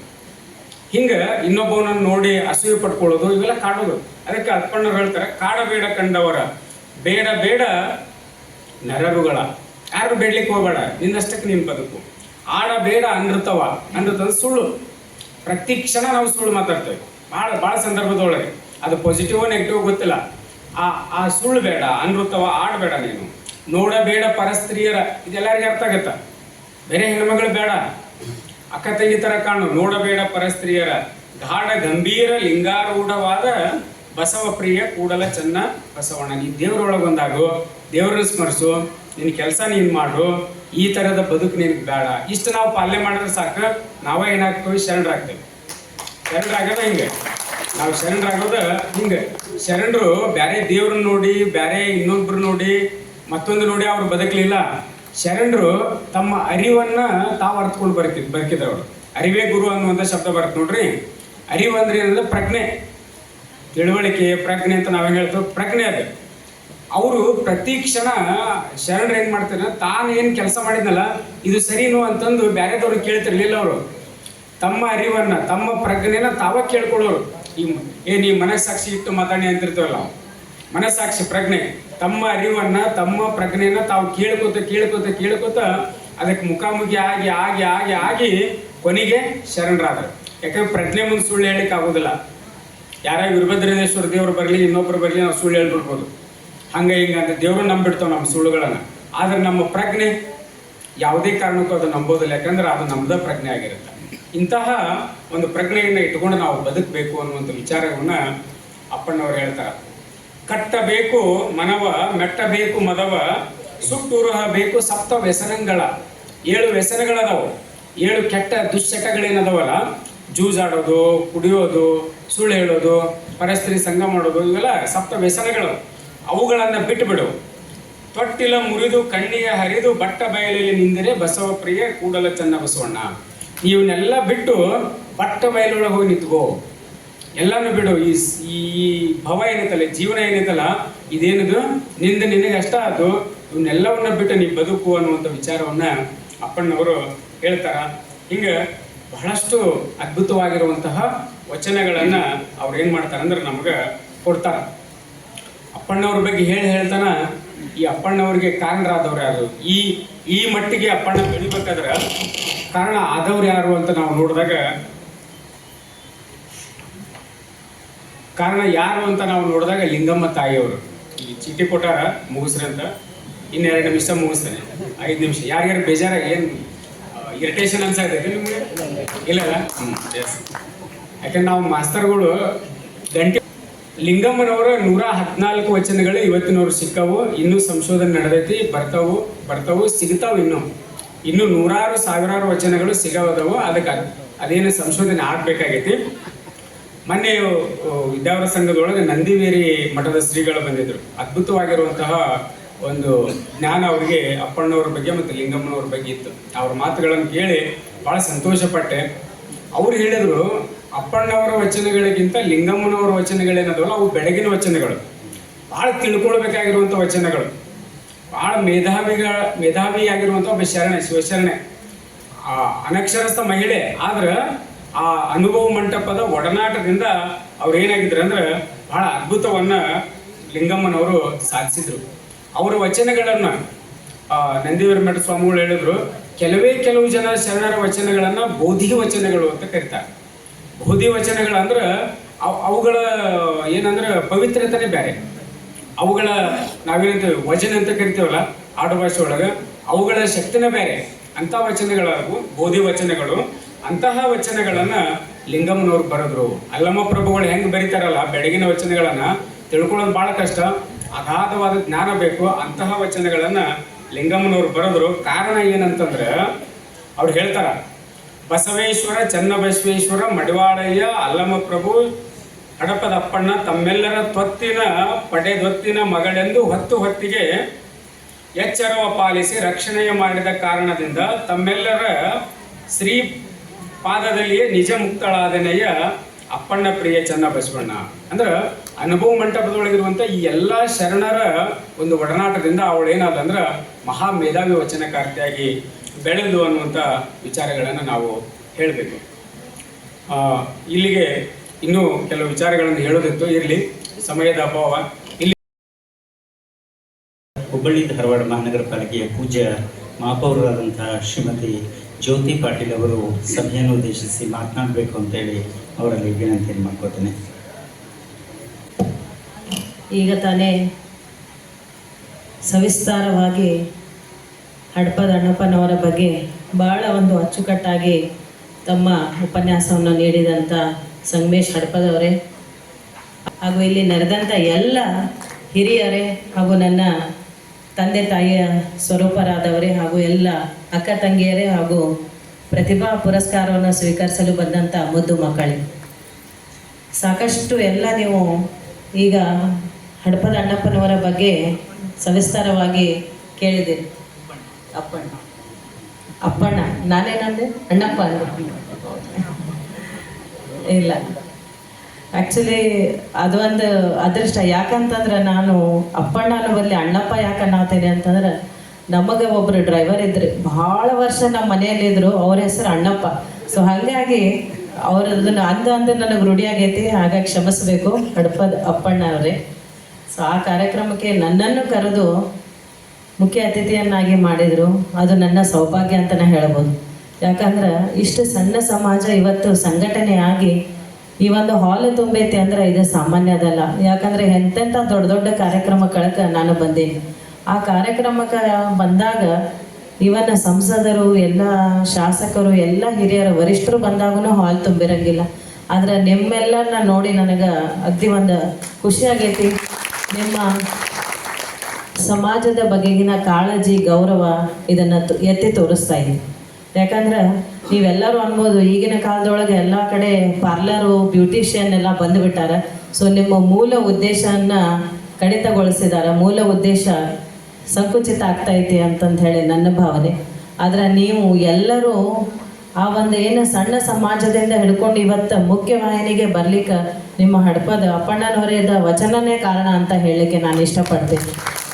ಯಾಕಂದ್ರೆ ವಚನಗಳ ಮೂಲಕ ಅವರು ಬಸವಣ್ಣನವರ ಆಸ್ಥಾನದಲ್ಲಿ ಇದ್ಕೊಂಡು ಅವರು ಸಾಕಷ್ಟು ವಚನಗಳಿಗೆ ಅವರು ನಿಮ್ಗೆ ಡೈಲಿ ನಾವೇನು ಮಾಡ್ತೇವೆ, ದಿನಚರಿ ಏನು ಇರ್ತೈತೆ ನಮ್ಮದು, ನಾವು ಸಮಾಜದ ಮುಖ್ಯವಾಹಿನಿಗೆ ಹೇಗೆ ಬರಬೇಕು, ಸಮಾಜದಲ್ಲಿ ಯಾವ ರೀತಿ ನಡ್ಕೋಬೇಕು ಅನ್ನೋವನ್ನು ನೀವು ವಚನಗಳ ಮುಖಾಂತರ ಅವರು ನಿಮಗೆಲ್ಲರಿಗೂ ಪರಿಚಯಿಸಿದ್ದಾರೆ. ಅದು ನಮಗೂ ಪರಿಚಯ ಆಗಿದೆ. ಯಾಕಂತಂದ್ರೆ ವಚನ ಯಾರೇ ಇರಲಿ, ವಚನ ಸಾಹಿತ್ಯ ಇರಲಿ, ಅದು ಎಲ್ಲ ಸಮಾಜದವ್ರಿಗೂ ಅದು ಅನುಕೂಲನೇ. ಯಾಕಂದ್ರೆ ಒಂದೇ ಸಮಾಜದವ್ರು ಮಾಡಿದಾರಂತ ಅನ್ನಂಗಿಲ್ಲ. ಎಷ್ಟೋ ಜನ ಮುಂಚೆ ಹಳೆ ಕಾಲದೊಳಗೆ ಹಳ್ಳಿಯೊಳಗೆಲ್ಲ ಸ್ವಲ್ಪ ಜನನ ಕಟ್ಟಿ ಮ್ಯಾಲಿಂದ ಹತ್ತಿಸಿ ಒಳಗೆ ಕೂಡಿಸ್ತಿದ್ದಿಲ್ಲ, ಅವ್ರಿಗೊಂದು ಕಟ್ಟಿ ಕೆಳಗೆ ನನ್ನ ಜಾಗ ಕೊಡ್ತಿದ್ರು. ಸ್ವಲ್ಪ ಜನ ಕೇಳ್ತಿದ್ರು, ಬೆಳಗ್ಗೆದವ್ರ ಮುಖ ನೋಡಬೇಡ್ರಿ. ಇದನ್ನು ತಿಳಿದ ನಮ್ಮ ಬಸವಣ್ಣನವರಂದ್ರು, ಯಾರೇ ಬಂದರೂ ಫಸ್ಟ್ ಅಪ್ಪಣ್ಣ ಅವ್ರಿಗೆ ಭೇಟಿಯಾಗಿ ಬರ್ರಿ, ನನ್ನನ್ನು ನೋಡಲಿ ಅಂತಂತ ಹೇಳಿದ್ರು. ಅಂದರೆ ಇದಕ್ಕೆ ಉದ್ದೇಶ ಇಷ್ಟೇ, ಯಾವುದೇ ಸಮಾಜ ಇರಲಿ, ಯಾವುದೇ ಧರ್ಮ ಇರಲಿ, ಯಾವುದೇ ಜಾತಿ ಇರಲಿ, ಎಲ್ಲರೂ ಸಮಾನರು ಬಸವಣ್ಣವರ ಕಾಲದಲ್ಲಿ, ಬಸವಣ್ಣವರ ವಚನದಲ್ಲಿ, ಬಸವಣ್ಣವರ ಕಾಯಕದಲ್ಲಿ. ಹಾಗಾಗಿ ನಮ್ಮ ಸಮಾಜದಿಂದ ಎಲ್ಲ ಸಮಾಜದವರು ಉತ್ತೇಜನಗೊಂಡು ಭಾಳ ಅಚ್ಚುಕಟ್ಟಾಗಿ ನೀವೆಲ್ಲರೂ ಮುಖ್ಯವಾಹಿನಿಗೆ ಬಂದಿದ್ದೀರಿ. ಯಾಕಂದರೆ ಎಷ್ಟೋ ಜನ ಹೇಳ್ತಾರೆ ದೊಡ್ಡ ದೊಡ್ಡ ಸಮಾಜ ಅಂತ, ಬಟ್ ದೊಡ್ಡ ದೊಡ್ಡ ಸಮಾಜದೊಳಗೆ ಒಗ್ಗಟ್ಟಿಲ್ಲ, ಬಿಕ್ಕಟ್ಟು ಜಾಸ್ತಿ ಐತಿ. ಆದರೆ ನಿಮ್ಮ ಸಣ್ಣ ಸಮಾಜದೊಳಗೆ ಒಗ್ಗಟ್ಟು ಜಾಸ್ತಿ ಐತೆ ಅಂತೇಳಿ ನಾ ಈ ಸಂದರ್ಭದಲ್ಲಿ ಹೇಳಕ್ಕೆ ಬಯಸ್ತೇನೆ. ಮತ್ತು ನೌಕರರ ಸಂಘ ಅಂತ ಮಾಡ್ಕೊಂಡಾರಂತೇಳಿ ನಮ್ಮ ಈಗ ಅಧ್ಯಕ್ಷರು ಹೇಳ್ತಾ ಇದ್ರು ಈರಣ್ಣ ಅಣ್ಣವರು.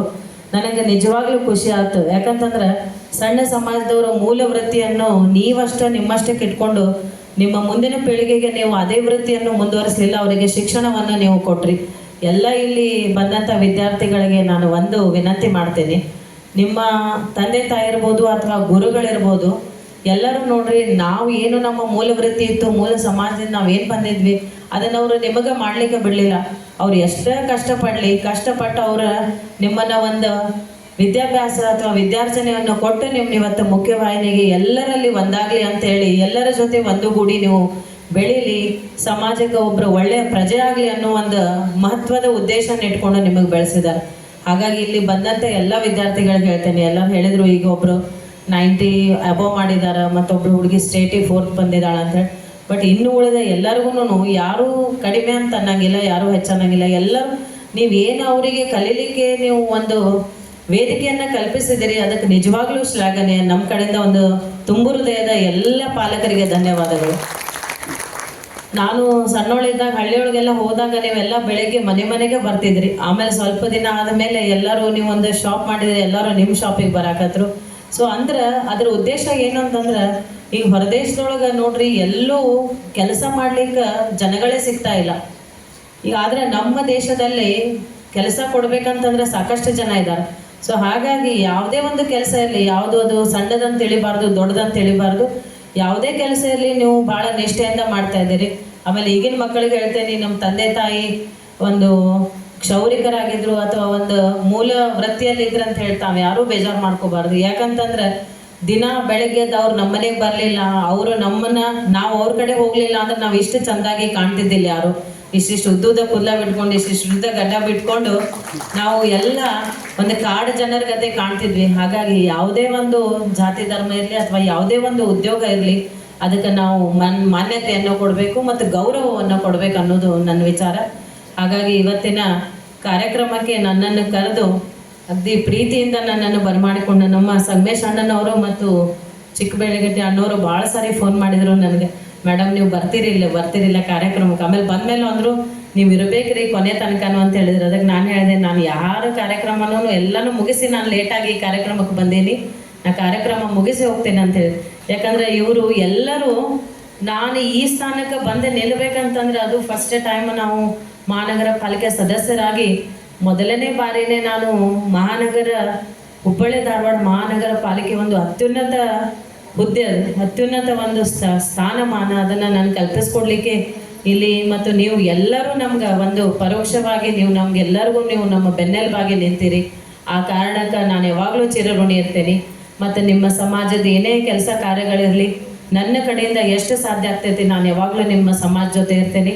ಮತ್ತು ಪ್ರಾಮಾಣಿಕವಾಗಿ ನಿಮ್ಮ ಏನೋ ಒಂದು ಕೆಲಸ ಇದ್ರೂ ನಾನು ನನ್ನ ಹಂತದೊಳಗೆ ಮಾಡುವಂಥ ಶಕ್ತಿ ನನಗೆ ದೇವ್ರು ಕೊಟ್ಟಾಗ ನಾನು ಮಾಡಲಿಕ್ಕೆ ಸಿದ್ಧರಿರ್ತೇನೆ ಅಂತ ಹೇಳಿ, ನಾನು ಯಾವಾಗಲೂ ನಿಮ್ಮ ಕಷ್ಟ ಸುಖದಲ್ಲಿ ಜೊತೆ ಇರ್ತೇನೆ ಅಂತ ಹೇಳಿ ನಾನು 2 ಮಾತುಗಳನ್ನು ಮುಗಿಸ್ತೇನೆ. ನಮಸ್ಕಾರ, ಜೈ ಹಿಂದ್.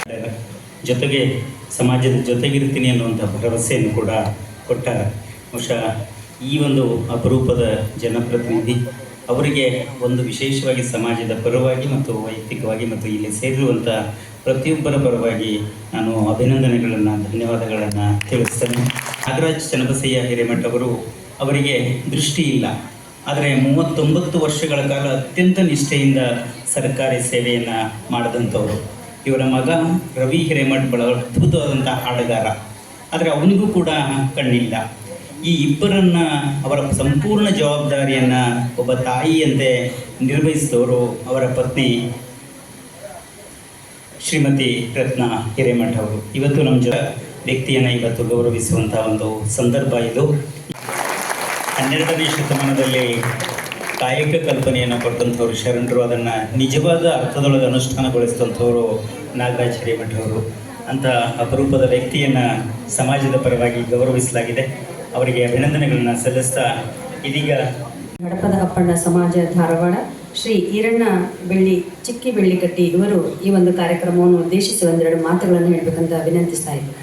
ಶ್ರೀ ಬಸವೇಶ್ವರ ಮಹಾರಾಜ್ ಕಿ, ಅಪ್ಪಣ್ಣ ಮಹಾರಾಜ್ ಕಿ, ಲಿಂಗಮ್ಮ ಮಹಾರಾಜ್ ಕಿ. ಅತ್ಯಂತ ಆತ್ಮೀಯರಾದಂಥ ರಾಮಣ್ಣ ಬಡಿಗರವರು ಬಂದೇ ಬರ್ತಾರೆ ಅನ್ನೋವಂಥ ಆಸೆ ಭಾಳ ಇತ್ತು ನಮಗೆ. ಅವರು ಕೊನೆ ಕ್ಷಣದಾಗ ಅವರಿಗೆ ಕೆಲಸದ ಒತ್ತಡ ಮತ್ತು ಸಾಕಷ್ಟು ಹುಬ್ಬಳ್ಳಿಯೊಳಗೆ ಮೀಟಿಂಗ್ ಇರುವಂಥ ಸಮಯದಿಂದ ಅವ್ರಿಗೂ ಕೂಡ ಬರೋಕ್ಕಾಗಲಿಲ್ಲ. ಆದರೆ ನಮ್ಮ ಜ್ಯೋತಿ ಅಕ್ಕರಿಗೆ ನಾವು ನಮ್ಮ ಶಾಂತೇಶನ್ನ ಅವ್ರ ಕಾರ್ಯಕ್ರಮ ಇದ್ದಾಗ ಹಿಡಿದೀವಿ ಮತ್ತು ನೀವು ಯಾವಾಗಲೂ ನಮಗೆ ಬಂದೇ ಬರಬೇಕು ಅನ್ನೋವಂಥ ಆಶೆಯನ್ನು ಅವರಲ್ಲಿ ವ್ಯಕ್ತಪಡಿಸಿದ್ದೀವಿ. ನಮ್ಮ ಆಶೆಗೆ ಹೋಗೊಟ್ಟು ಇವತ್ತು ವೇದಿಕೆಗೆ ಆಗಮಿಸಿದ್ದಾರೆ. ಅವರಿಗೆ ಸಮಾಜದ ಪರವಾಗಿ ತುಂಬ ಹೃದಯದ ಧನ್ಯವಾದಗಳನ್ನು ಸಮರ್ಪಣೆ ಮಾಡ್ತಾ ಇದ್ದೀವಿ. ಹಾಗೆ ವೇದಿಕೆಯ ಮೇಲೆ ಆಸೀನರಾಗಿರ್ತಕ್ಕಂಥ ಎಲ್ಲ ನನ್ನ ಸಮಾಜದ ಮುಖಂಡರುಗಳೇ, ಹಾಗೆ ವೇದಿಕೆ ಮೊಮ್ಮಕ್ಕಳ ಆಸೀನರಾಗಿರ್ತಕ್ಕಂಥ ಎಲ್ಲ ಪದಾಧಿಕಾರಿಗಳೇ, ಹಾಗೂ ಬಂಧು ಮಿತ್ರರೇ, ಶ್ರೀ ಕುಮಾರ್ ಬೆಕ್ಕೇರಿ ಸಾಹೇಬ್ರೆ, ಹಾಗೂ ಹಾಗೆ ಎಲ್ಲ ಸಿಬ್ಬಂದಿ ವರ್ಗದವರೇ, ಹಾಗೂ ಇನ್ನಿತರ ನನ್ನ ಸಮಾಜದ ವಿವಿಧ ಸಮಾಜದ ಮುಖಂಡರುಗಳೇ, ತಮ್ಮೆಲ್ಲರಿಗೂ ನಾವು ಮತ್ತೊಮ್ಮೆ ನಮ್ಮ 891ನೇ ಶಿವಶರಣ ಹಡಪದ ಅಪ್ಪನ ಶುಭಾಶಯಗಳನ್ನು ಕೋರ್ತಾ ನಾವು ಭಾಳ ಮಾತಾಡಕ್ಕೆ ಹೋಗುದು. ಯಾಕಂದ್ರೆ ಕೇಳಿಕೊಳ್ಳುವಂಥ ಪೇಷನ್ಸು ತಮಗೆ ಕೊಡಿಲ್ಲ ಅನ್ನುವಂಥ ಮಾತನ್ನು ಬೆಕ್ಕೇರಿ ಸಾಹೇಬ್ ಹೇಳಿದರು. ಇವತ್ತು ನಾನು ವಿಷಯಾಂತರವನ್ನು ಮಾಡೋದಿಲ್ಲ, ವಿಷಯಾಂತರವನ್ನು ಹೇಳುವ ಸಂಬಂಧ ಒಂದು ಘಟನೆಗಳನ್ನು ನಮ್ಮಲ್ಲಿ ಹೇಳ್ತಾ ಇದ್ದೇನೆ. ಇವತ್ತು ಇಸ್ರೇಲ್ ಯುದ್ಧ ಆಗ್ತಾ ಇದೆ. ಎಲ್ಲರಿಗೂ ಅಚ್ಚರಿ ಆಗ್ತದೆ, ಇಸ್ರೇಲ್ ಯುದ್ಧ ಯಾಕೆ ಆಗ್ತಾ ಇದೆ ಅನ್ನುವಂಥದ್ದು ಎಲ್ಲರೂ ಗಮನವನ್ನು ಹರಿಸ್ಬೇಕು. ಯಾಕಂದರೆ ಗಮನವನ್ನು ಹರಿಸ್ಬೇಕು ಅಂತಂದರೆ, ಇಸ್ರೇಲ್ ಅನ್ನುವಂಥ ಒಂದು ಪುಟ್ಟ ದೇಶ 800ನೇ ಶತಮಾನದಲ್ಲಿ ಯಹೂದಿ ಧರ್ಮ ಅಳೆದು ಹೋಗ್ತಾ ಇತ್ತು. ಆ ಯಹೂದಿ ಧರ್ಮ ಅಳೆದು ಹೋಗುವಂಥ ಸಂದರ್ಭದಲ್ಲಿ ಪರ್ಷಿಯನ್ ಅನ್ನುವಂಥ ಇರಾನ್ ದೇಶದಿಂದ ಅದು ಭಾರತ ದೇಶಕ್ಕೆ ಬಂದು ಆ ಭಾರತ ದೇಶದಲ್ಲಿ ತನ್ನ ಧರ್ಮದ ರಕ್ಷಣೆಗೋಸ್ಕರವಾಗಿ ಬರ್ತದೆ. ಆ ರಕ್ಷಣೆಗೋಸ್ಕರವಾಗಿ ಬಂದು ಇಲ್ಲಿ ನಮ್ಮ ರಾಜ್ಯದಲ್ಲಿ ಅದು ರಕ್ಷಣೆ ಕೇಳ್ತದೆ. ರಕ್ಷಣೆಯನ್ನು ಕೇಳಿದಾಗ ನಮ್ಮಲ್ಲಿಯ ರಾಜ ಹೇಳ್ತಾನೆ, ಒಂದು ಹಾಲಿನ ತಂಬಿಗೆಯನ್ನು ತಂದು ಆತನ ಆ ಏನು ಯಹೂದಿಯ ಗುರುವಿನ ಮುಂದೆ ಇಡ್ತಾನೆ. ಅಂದರೆ ಅದರ ಅರ್ಥ ಏನು ಅಂತಂದರೆ, ನಮ್ಮ ದೇಶದಲ್ಲಿ ಭಾಳ ಜನ ಇದ್ದಾರೆ, ನಿಮಗೆ ಇಲ್ಲಿ ಸ್ಥಳಾವಕಾಶ ಇಲ್ಲ ಅನ್ನುವಂಥ ಒಂದು ಉದ್ದೇಶ. ಆವಾಗ ಆ ಯಹೂದಿ ಅನ್ನೋದ ಧರ್ಮಗುರು ಭಾಳ ಒಂದು ಜಾಣನಿರ್ತಾನೆ. ಆತ ಹೇಳ್ತಾನೆ, ಅದರಲ್ಲಿ ಸಕ್ಕರೆಯನ್ನು ಹಾಕ್ತಾನೆ. ಸಕ್ಕರೆ ಹಾಕಿದಾಗ ಅದು ಏನಾಗೋದಿಲ್ಲ, ತುಳ್ಕೋದಿಲ್ಲ ಮತ್ತು ಅದು ತಂಬಿಗೆಯಿಂದ ಬೀಳೋದಿಲ್ಲ. ಹಾಗೆ ನಿಮ್ಮ ದೇಶದ ಜನರ ಜೊತೆ ನಾನು ಕೂಡ ಬೆರಿತೀನಿ ಅನ್ನುವಂಥ ಒಂದು ಮಾತನ್ನು ಹೇಳ್ತಾನೆ. ಮಾತನ್ನು ಹೇಳಿದಾಗ ಆಯಿತು, ಇದು ಧರ್ಮ ನಮಗೆ ಯಾವುದೇ ಒಂದು ತೊಂದರೆಯನ್ನು ಮಾಡೋದಿಲ್ಲ ಅಂತೇಳಿ ನಮ್ಮ ದೇಶದಲ್ಲಿ ಇವತ್ತು ವಾಸವಾಗ್ತದೆ. ನಮ್ಮ ದೇಶ ಆ ದೇಶವನ್ನು ಸ್ವತಂತ್ರಗೊಳಿಸುವಲ್ಲಿ ಒಳ್ಳೆಯ ಒಂದು ಅವಕಾಶ ಕೊಡ್ತು. ಇದು ನಾನು ಯಾಕೆ ಹೇಳಿದೆ ಅಂತಂದರೆ, ಧರ್ಮವನ್ನು ಯಾರು ರಕ್ಷಣೆಯನ್ನು ಮಾಡ್ತಾರೋ, ಧರ್ಮವನ್ನು ಯಾರು ಆಲಂಘಿಸಿಕೊಳ್ತಾರೋ, ಧರ್ಮದ ಬಗ್ಗೆ ಅಭಿಮಾನ ಹೊಂದ್ತಾರೋ, ಆವಾಗ ನಮ್ಮಲ್ಲಿ ಒಂದು ಅತ್ಯದ್ಭುತವಾದ ಶಕ್ತಿ ಸೃಷ್ಟಿ ಆಗ್ತದೆ ಅನ್ನುವಂಥ ಮಾತಕ್ಕಾಗಿ ಈ ಮಾತನ್ನು ನಾನು ಹೇಳ್ತೇನೆ. ಹಾಗೆ ನಾವು ಕೂಡ ಕರ್ನಾಟಕ ರಾಜ್ಯದಲ್ಲಿ ಕೇವಲ 10-12 ಲಕ್ಷ ಇದೆ ಅಂತ ಹೇಳಿ, ಸಣ್ಣ ಸಮಾಜ ಅಂತ ಹೇಳಿ ನಿರ್ಲಕ್ಷ್ಯತೆ ಮಾಡತಕ್ಕಂಥ ಸರ್ಕಾರಕ್ಕೆ ನಾವು ಇವತ್ತೇನು ಕೂಡಿರ್ತಕ್ಕಂಥ ಒಗ್ಗಟ್ಟು, ಈ ಶಕ್ತಿ ಅತ್ಯಂತ ಪ್ರಬಲವಾಗಬೇಕು, ಶಕ್ತಿ ಕೇಂದ್ರಿತವಾಗಬೇಕು. ನಿಮಗೆ ಇವತ್ತು ನಾ ಯಹೂದಿಯನ್ಸ್ ಯಾರು ಅಂತ ನಿಮಗೆ ನಾ ಹೇಳಬೇಕು ಅಂತ ನಾನು ಬಯಸಿದರೆ, ದೇಶದಲ್ಲಿ ಕೇವಲ 58,000 ಜನಸಂಖ್ಯೆ ಇರುವಂಥ ಒಂದು ಸಮಾಜ ಇವತ್ತು ಟಾಟಾ ಮತ್ತು ಬಜಾಜ್, ಅಜಿಮ್ ಪ್ರೇಮ್ಜಿ ಇಂಥ ದೊಡ್ಡ ದೊಡ್ಡ ಉದ್ಯಮಿಗಳು. ಹಾಗೆ ನಾವು ನೀವೆಲ್ಲರೂ ಕೂಡ ಹಡಪದ ಸಮಾಜದಲ್ಲಿರ್ತಕ್ಕಂಥ ನಾವು ನೀವೆಲ್ಲರೂ ಅಷ್ಟೊಂದು ಶಕ್ತಿಯುತವಾಗಿ ಬೆಳೆದಾಗ ಈ ಸಮಾಜವನ್ನು ಗಟ್ಟಿಗೊಳಿಸುವಂಥ ನಿಟ್ಟಿನಲ್ಲಿ ಕೆಲಸ ಆಗಬೇಕು ಅನ್ನುವಂಥ ಆಶಯ ನನ್ನದು. ಅದಕ್ಕಾಗಿ ನಾನು ತಮಗೆ ಇಸ್ರೇಲಿಯನ್ಸ್ ಒಂದು ಉದಾಹರಣೆ ಕೊಟ್ಟಿದ್ದೇನೆ.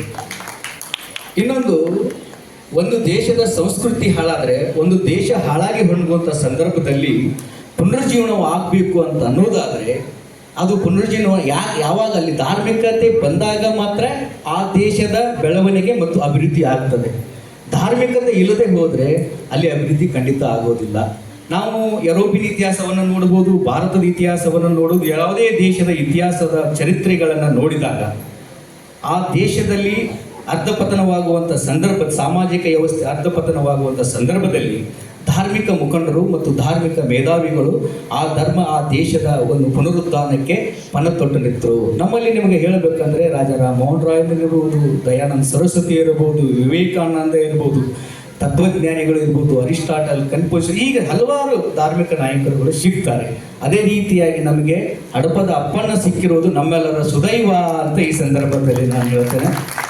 ಅದೇ ರೀತಿಯಾಗಿ ತಂಗಡಿಗೆಯ ಶ್ರೀಮಠದಲ್ಲಿ ನಮ್ಮ ಬಸವಪ್ರಿಯ ಹಡಪದ ಅಪ್ಪಣ್ಣ ಸ್ವಾಮೀಜಿಗಳು ಕೂಡ ಹರಿದು ಹಂಚಿ ಹೋಗಿರುವಂಥ ನಮ್ಮ ಸಮಾಜವನ್ನು ಅತ್ಯಂತ ಕಠಿಣ ಪರಿಸ್ಥಿತಿಯಲ್ಲೂ ಕೂಡ ಒಗ್ಗೂಡಿಸಿ ನಿಮ್ಮೆಲ್ಲರನ್ನ ಕಾರಣೀಭೂತರಾಗಿದ್ದಾರೆ.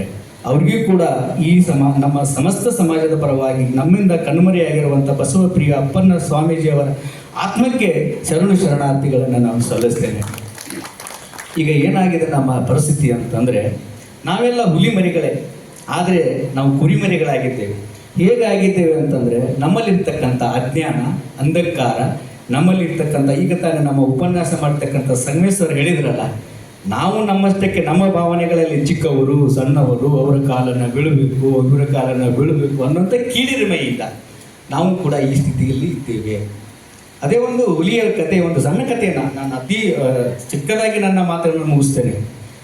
ಯಾಕಂದರೆ ಒಂದು ಹುಲಿ, ಕುರಿ ಹಿಂದಿರ್ತದೆ, ಒಂದು ಹುಲಿ ಬೇಟೆ ಆಡ್ತಾ ಬರ್ತಾ ಇರ್ತದೆ. ಆ ಬೇಟೆ ಆಡ್ತಾ ಬರ್ತಿರ್ತಕ್ಕಂಥ ಸಂದರ್ಭದಲ್ಲಿ ಬೇಟೆ ಸಿಕ್ಕಿತ್ತು ಅಂದರೆ ಗರ್ಭಿಣಿ ಸಿಂಹ. ಆ ಗರ್ಭಿಣಿ ಸಿಂಹ ಬಂಡೆಯಿಂದ ಮೇಲೆ ಕೆಳಗೆ ಬೀಳ್ತಾ ಇದೆ ಅಂತೆ. ಕೆಳಗೆ ಬಿದ್ದಾಗ ಅದು ಪ್ರಸವವಾಗಿ, ಅಂದರೆ ಒಂದು ಹುಲಿಯ ಮರಿಗೆ ಜನ್ಮವನ್ನು ಕೊಟ್ಟು ಸಾಯ್ತದೆ ಅಂತೆ. ಅಲ್ಲಿ ಇರ್ತಕ್ಕಂಥ ಕುರಿ ಮರಿಗಳು ಆ ಒಂದು ಹುಲಿಯ ಮರಿಯನ್ನು ರಕ್ಷಣೆ ಮಾಡಿ ತಮ್ಮ ಜೊತೆ ಬೆಳೆಸ್ಕೊತವೆ. ಆ ತಮ್ಮ ಜೊತೆಯನ್ನು ಬೆಳೆಸಿ ಆ ಹುಲಿಯ ಮರಿಯೂ ಕೂಡ ಆ ಕುರಿಯ ಮರಿಗಳ ಒಂದು ವರ್ತನೆ ಬರ್ತದೆ, ಹುಲ್ಲು ತಿಂತದೆ, ನೋಡ್ತದೆ, ಮ್ಯಾಗ್ತದೆ, ಅದರ ವರ್ತನೆಗಳನ್ನು ಆಗ್ತದೆ. ಹಾಗೆ ನಮ್ಮಲ್ಲಿ ಕೂಡ ನಾವು ಇವತ್ತು ಹಡಪದವರು ಅಂತಂದ್ರೆ ಭಾಳ ಚಿಕ್ಕವರು, ನಾವು ಸಮಾಜದಲ್ಲಿ ಸಣ್ಣವರು ಅನ್ನುವಂಥ ಮನೋಭಾವನೆಯನ್ನು ನಾವು ತೊಡ್ಕೊಂಡಿದ್ದೇವೆ. ಆದರೆ ನಾವು ಕೂಡ ಪ್ರಬಲವಾದಂಥ ಏನು ನಂದ ವಂಶದ ಮಹಾನಂದ, ಧನಾನಂದ, ಅಶೋಕ ಸಾಮ್ರಾಟ, ಬಿಜ್ಜಳ ಅಂತ ಮಹಾರಾಜರ ವಂಶಜವರು ಅಂತ ನಾವು ಯಾಕೆ ಅನ್ಕೋಬಾರ್ದು? ನಾವು ನಿಜವಾಗಲೂ ಆ ವಂಶಜವರೇ. ಅದೇ ರೀತಿಯಂಥ ರಕ್ತ ವಂಶ ವಾಹಿನಿ ನಮ್ಮಲ್ಲಿ ಕೂಡ ಹರದೆ ಅನ್ನುವಂಥ ಭಾವ ಬರಬೇಕು. ನಮ್ಮಲ್ಲಿ ಆಟೋ ಸಜೆಷನ್ ಅನ್ನುವಂಥ ಮೂಲಕ ನಾವು ಕೂಡ ಮೇಲಕ್ಕೆತ್ತುವಂಥ ಮಾಡೋಣ ಅನ್ನುವಂಥ ಮಾತನ್ನು ನಾನು ಈ ಸಂದರ್ಭದಲ್ಲಿ ಹೇಳ್ತೇನೆ. ಈ ಶೈಕ್ಷಣಿಕ ವ್ಯವಸ್ಥೆಯಲ್ಲಿ ಈಗ ತಾನೇ ಸಾಕಷ್ಟು ಜನ ಹೇಳಿದರು, ಶೈಕ್ಷಣಿಕ ವ್ಯವಸ್ಥೆಯಲ್ಲಿ ಸಾಕಷ್ಟು ಜನ ನಮ್ಮವರು ಕೀಳಿರಿಮೆಯಿಂದ ಸಮಾಜಕ್ಕೆ ಬರ್ತಾ ಇರಲಿಲ್ಲ. ಯಾಕೆ ಬರ್ತಾ ಇರಲಿಲ್ಲ ಅಂದರೆ ಈ ಜಾತಿ ವ್ಯವಸ್ಥೆಯ ನೋಡುವ ದೃಷ್ಟಿಯಿಂದ. ಯಾಕಂದರೆ ಸಂಘಕ್ಕೆ ಬಂದರೆ ಅವರಿಗೆ ಒಂದು ಬಲಿಷ್ಠವಾದಂಥ ಶಕ್ತಿ ಇಲ್ಲ. ಈಗ ದಯವಿಟ್ಟು ಅಣ್ಣವ್ರು ತಪ್ಪು ತಿಳ್ಕೋಬಾರ್ದು. ದಲಿತನೆಂಬ ಭಾವ, ನಾನೊಬ್ಬ ದಲಿತನೆಂದು ಹಮ್ಮನಿಂದ ಹೇಳಿದರೆ ದಲಿತ ಸಂಘಟನೆಗಳು ಆತನ ರಕ್ಷಣೆಗೆ ಹೋಗ್ತವೆ. ಆದರೆ ನಾನೊಬ್ಬ ಹಡಪದನೆಂದರೆ ಸಮಾಜದಲ್ಲಿ ಆತನನ್ನು ನೋಡುವವರು ಯಾರಿಲ್ಲ, ಆತನ ರಕ್ಷಣೆಗೆ ಬರುವವರು ಯಾರಿಲ್ಲ. ಈ ದಿಸೆಯಿಂದ ಎಲ್ಲರೂ ಹಡಪದನೆಂಬ ಹೇಳುವ ಸ್ವಾಭಿಮಾನವಿದ್ದರೂ ಕೂಡ ಸಮಾಜದ ಅಂಜಿಕೆಯಿಂದ ಅವರು ನಾನು ಹಡಪದನಲ್ಲ ಅನ್ನುವಂಥ ಭಾವನೆಯನ್ನು ತೊಳೆದು ದೂರ ಇದ್ದರು. ಆದರೆ ಸುದೈವ ಇವತ್ತು ನಮ್ಮ ಇಲ್ಲಿ ಬಹುತೇಕ 50% ನೌಕರರು ಬಂದಿದ್ದಾರೆ. ಅದು ನನಗೆ ಸಂತೋಷ. ಅವರಿಗೆ ನಾನು ಧನ್ಯವಾದಗಳನ್ನು ಈ ಸಂದರ್ಭದಲ್ಲಿ ಸಮರ್ಪಣೆ ಮಾಡ್ತೇನೆ. ಜೊತೆಗೆ ಶೈಕ್ಷಣಿಕ ವ್ಯವಸ್ಥೆಯಲ್ಲಿ ನಮಗೆ ಒಂದು ದೊಡ್ಡ ಅವ್ಯವಸ್ಥೆ ಮೇಡಮ್. ಏನಂತಂದರೆ ನಮ್ಮ ಪ್ರವರ್ಗ 2 ಸಿಕ್ಕರೂ ಕೂಡ ನಮ್ಮಲ್ಲಿ ಪ್ರವರ್ಗ ಎಲ್ಲರೂ ಬಹುತೇಕ ಹಿಂದಿನಿಂದ ನಾವು ಹಿಂದೂ ಲಿಂಗಾಯತ ಎಂದು ಬರಿಸುವುದರ ಪ್ರಯುಕ್ತ ನಾವು GMದಲ್ಲೇ ನಾವು ಫೈಟ್ ಮಾಡಬೇಕಾಗಿತ್ತು. ಆದರೆ ಇವತ್ತೂ ಕೂಡ ಪ್ರಜ್ಞಾವಂತರು ಇವತ್ತು 2Aದಲ್ಲಿ ಮಾಡಿಸ್ಕೊಂಡಿದ್ದಾರೆ. ಆದರೆ ಹಿಂದಿನಿಂದಲೂ ಕೂಡ ಪ್ರವರ್ಗ 3ರಲ್ಲಿ ಇರ್ತಕ್ಕಂಥವರಿಗೆ ಈ ವ್ಯವಸ್ಥೆಗಳು ಸಿಕ್ಕಿಲ್ಲ. ಅದರಿಂದ ನಮ್ಮಲ್ಲಿ ಇನ್ನೂ ಒಂದಷ್ಟು ಕೆಲವರಿಗೆ ಅದರ ಬಗ್ಗೆ ದ್ವಂದ್ವವಿದೆ. ನಾನು ಇನ್ನು 2A ಬೇಕು ಅಂತ ಹೇಳ್ತಿದ್ದಾರೆ. ಬಸ್ಲಿ ನಮ್ಮದು ಹಿಂದೂ ಹಡಪದ, ಹಿಂದೂ ಕ್ಷೌರಿಕ, ನಾವಿ, ನಾಪಿತ ಹಿಂಗೆ 27 ಒಳಪಂಗಡಗಳು ಕೂಡ ಇವತ್ತು 2Aದಲ್ಲೇ ಇದ್ದಾವೆ. ಆದರೆ ಹಿಂದೂ ಲಿಂಗಾಯತ ಅಂತ ಯಾವಾಗ ಬರ್ತದೋ ಅದು ಅವಾಗ 3B ಆಗ್ತದೆ. ಅದನ್ನು ಬಗೆಹರಿಸುವಂಥ ಕೆಲಸವನ್ನು ತಮ್ಮಿಂದ ನಾವು ಕೂಡ ನಮ್ಮ ಜೋಶಿ ಸಾಹೇಬರಿಗಿರ್ಬೋದು, ಬೆಲ್ಲ ಸಾಹೇಬರಿಗಿರ್ಬೋದು ಮಾಡೋಣ. ಅದಕ್ಕೆ ನಾವು ಸಹಕಾರ ಕೊಡಬೇಕು ಅಂತ ಹೇಳಿ ತಮ್ಮಲ್ಲಿ ನಾನು ಕೇಳ್ಕೊಳ್ತಾ ಇದ್ದೆ. ಧಾರ್ಮಿಕ ವ್ಯವಸ್ಥೆಯಲ್ಲಿ ಒಂದು ವ್ಯವಸ್ಥೆ ಇತ್ತು. ಈಗಾಗಲೇ ನಮ್ಮ ಸಂಗಮೇಶ್ವರರು ಹೇಳಿದರು ಲಕ್ಷಿತ ಮತ್ತು ಅಲಕ್ಷಿತ ಶರಣರು ಅಂತ ಹೇಳಿ. ಈ ಲಕ್ಷಿತ ಶರಣರಲ್ಲಿ ಸಾಕಷ್ಟು ಪ್ರವಚನ, ಪುರಾಣ, ಪುಣ್ಯಕಥೆ ಎಲ್ಲದರಲ್ಲಿಯೂ ಅದು ಹೇಳ್ತಾನೇ ಇದ್ದರು. ಆದರೆ ಈ ಅಲಕ್ಷಿತ ಸಮಾಜದಲ್ಲಿರ್ತಕ್ಕಂಥ ಡೋರ, ಕಕ್ಕಯ್ಯ, ಹಡಪದ ಅಪ್ಪಣ್ಣ, ಅಂಬಿಗರ, ಚೌಡಯ್ಯ ಹೀಗೆ ಸುಮಾರು ಶರಣರನ್ನು ಅಲಕ್ಷಿತೆ ಮಾಡ್ತಾ ಇದ್ರು. ಮತ್ತು ಆಪ್ತ ಕಾರ್ಯದರ್ಶಿಗಳಾಗಿದ್ರು ಕೂಡ ಮಾಡಲಿಕ್ಕೆ ಈಗಾಗಲೇ ಅದರ ಬಗ್ಗೆ ಸಾಕಷ್ಟು ಹೇಳ್ಯಾರ. ನಾ ಅಪ್ಪಣ್ಣವ್ರ ಬಗ್ಗೆ ನಾನು ಹೇಳಕ್ಕೆ ಹೋಗೋದಿಲ್ಲ. ಆದಾಗ್ಯೂ ಕೂಡ ಈ ಸಮಾಜದ ಶರಣರು ಬಂದಾಗ ನಿರ್ಲಕ್ಷಿತ ಮಾಡಿ ಮತ್ತೆ ಮುಂದಿನ ವಿಷಯಕ್ಕೆ ಹೋಗುವಂಥ ಒಂದು ವ್ಯವಸ್ಥೆ ಇತ್ತು. ಯಾವಾಗ 2018ರಲ್ಲಿ ಹಡಪದ ಅಪ್ಪಣ್ಣನವರ ಜಯಂತಿಯನ್ನು ಸರ್ಕಾರ ಘೋಷಣೆ ಮಾಡಿತು, ಆ ಘೋಷಣೆ ಮಾಡಿದಂಥ ಸಂದರ್ಭದಲ್ಲಿ ಎಲ್ಲರಿಗೂ ಕೂಡ ಇಷ್ಟು ಜನ ನಾವು ಕೊಡೋದಕ್ಕೂ ಹೆಂಗೆ ಮಾಡೋದು, ಜನ ಹಂಗೆ ನಾವು ಆಚರಣೆ ಮಾಡೋದು ಅಂತ ಕಲ್ಪನೆಯೂ ಕೂಡ ಇರಲಿಲ್ಲ. ಆ ಕಲ್ಪನೆ ಇಲ್ಲದ ಹೊತ್ತಿನಲ್ಲಿಯೂ ಕೂಡ ಅತಿ ಉತ್ಸಾಹದಿಂದ ಹಡಪದ ಅಪ್ಪನವರ ಜಯಂತಿಯನ್ನು ಮಾಡಿದ್ದಾರೆ. ನಾವು ನೀವೆಲ್ಲ ಕೊಡೋಣ ಅನ್ನುವಂಥ ಒಂದು ಕರೆಯನ್ನು ಕೊಟ್ಟಾಗ, ಯಾಕಂದರೆ ಇದು 8ನೇ ಜಯಂತಿ, ಈ 8ನೇ ಜಯಂತಿಗೂ ನಂದನೇ ಉಸ್ತುವಾರಿ, ಇದು ನನ್ನ ಹೆಮ್ಮೆ, ಇದು ನೀವು ಕೊಟ್ಟಿರ್ತಕ್ಕಂಥ ಶಕ್ತಿ. ನೀವಿಲ್ಲದಿದ್ದರೆ ಈ ಆಚರಣೆ ಒಬ್ಬರೇ ಮಾಡೋದಕ್ಕೆ ಸಾಧ್ಯವಾಗುವುದಿಲ್ಲ. ನೀವೆಲ್ಲರ ಒಂದು ಶಕ್ತಿಯಾಗಿ ಈಗ 891ನೇ ಜಯಂತಿ ಸರ್ಕಾರ ಮಾಡತಕ್ಕಂಥ 98ನೇ ಜಯಂತಿ ಭಾಳ ಅದ್ಧೂರಿಯಾಗಿ ಸಾಗಿದೆ. ಹಾಗೆ ಈ ಶೈಕ್ಷಣಿಕ ವ್ಯವಸ್ಥೆಯಲ್ಲಿ ಕೂಡ ಮಕ್ಕಳು ಅತ್ಯುತ್ತಮವಾದ ಸಾಧನೆ ಮಾಡುತ್ತಿರುವುದು ನಮ್ಮ ಸಮಾಜದ ಹೆಮ್ಮೆಯ ಸಂಗತಿ ಅನ್ನುವಂಥ ಮಾತನ್ನು ಈ ಸಂದರ್ಭದಲ್ಲಿ ಹೇಳ್ತಾ ಇದ್ದೇನೆ. ರಾಜಕೀಯವಾಗಿ ಕೂಡ ಇವತ್ತು ಸಾಕಷ್ಟು ಜನರು ಎಲ್ಲ ಪಕ್ಷದ ಜೊತೆ ಗುರುತಿಸಿಕೊಂಡಿದ್ದಾರೆ. ಮತ್ತು ನಮ್ಮ ಕೊರವರಣ್ಣವರು, ನಮಗೆ ಬಸವರವರು ಇರ್ತಾರೆ, ಅದೆಲ್ಲ ಮಿನಿಸ್ಟರ್ಗಳ ಕೂಡ ಒಡನಾಟವನ್ನು ಹೊಂದಿದಂಥ ಒಂದು ವ್ಯವಸ್ಥೆಯಾಗಿದೆ. ಯಾವುದೇ ಪಕ್ಷ ಆಗಲಿ, ಅದು ಕಾಂಗ್ರೆಸ್ ಇರ್ಬೋದು, BJP ಇರ್ಬೋದು, ಯಾವುದೇ ಪಕ್ಷ, ಎಲ್ಲ ಪಕ್ಷದ ಜೊತೆ ಸಮಾಜದ ಜನರು ಕೂಡ ಒಗ್ಗೂಡಿದ್ದು ಒಂದು ಸಂತೋಷದ ಸಂಗತಿ ಅಂತ ಈ ಸಂದರ್ಭದಲ್ಲಿ ಹೇಳ್ತಾ ಇದ್ದೇನೆ. ಈ ಧಾರ್ಮಿಕ ವ್ಯವಸ್ಥೆಯ ಬಗ್ಗೆ ನಾನು ಒಂದೆರಡು ಮಾತುಗಳನ್ನು ಹೇಳ್ತೇನೆ. ಯಾಕಂದರೆ ತಂಗಡಿಗೆಯ ಶ್ರೀಮಠದಲ್ಲಿ ಬಸವಪ್ರಿಯ ಹಡಪದ ಅಪ್ಪಣ್ಣ ಸ್ವಾಮೀಜಿ ಅವರು ಲಿಂಗೈಕ್ಯರಾದ ನಂತರ ತಂಗಡಿಗೆ ಒಂದು ಸುಕ್ಷೇತ್ರವಾಗಿದೆ. ಆ ಸುಕ್ಷೇತ್ರ ನಮ್ಮ ಮೆಕ್ಕ ಇದ್ದಂಗೆ, ನಮ್ಮ ಕಾಶಿ ಇದ್ದಂಗೆ, ನಮ್ಮ ರಾಮನ ಭೂಮಿ ಇದ್ದ ಹಾಗೆ ಆ ಭೂಮಿಗೆ ನಾವು ಪುಣ್ಯ ಭೂಮಿಗೆ ಎಲ್ಲರೂ ಕೂಡ ನಾವು ಭೇಟಿ ನೀಡಲೇಬೇಕು.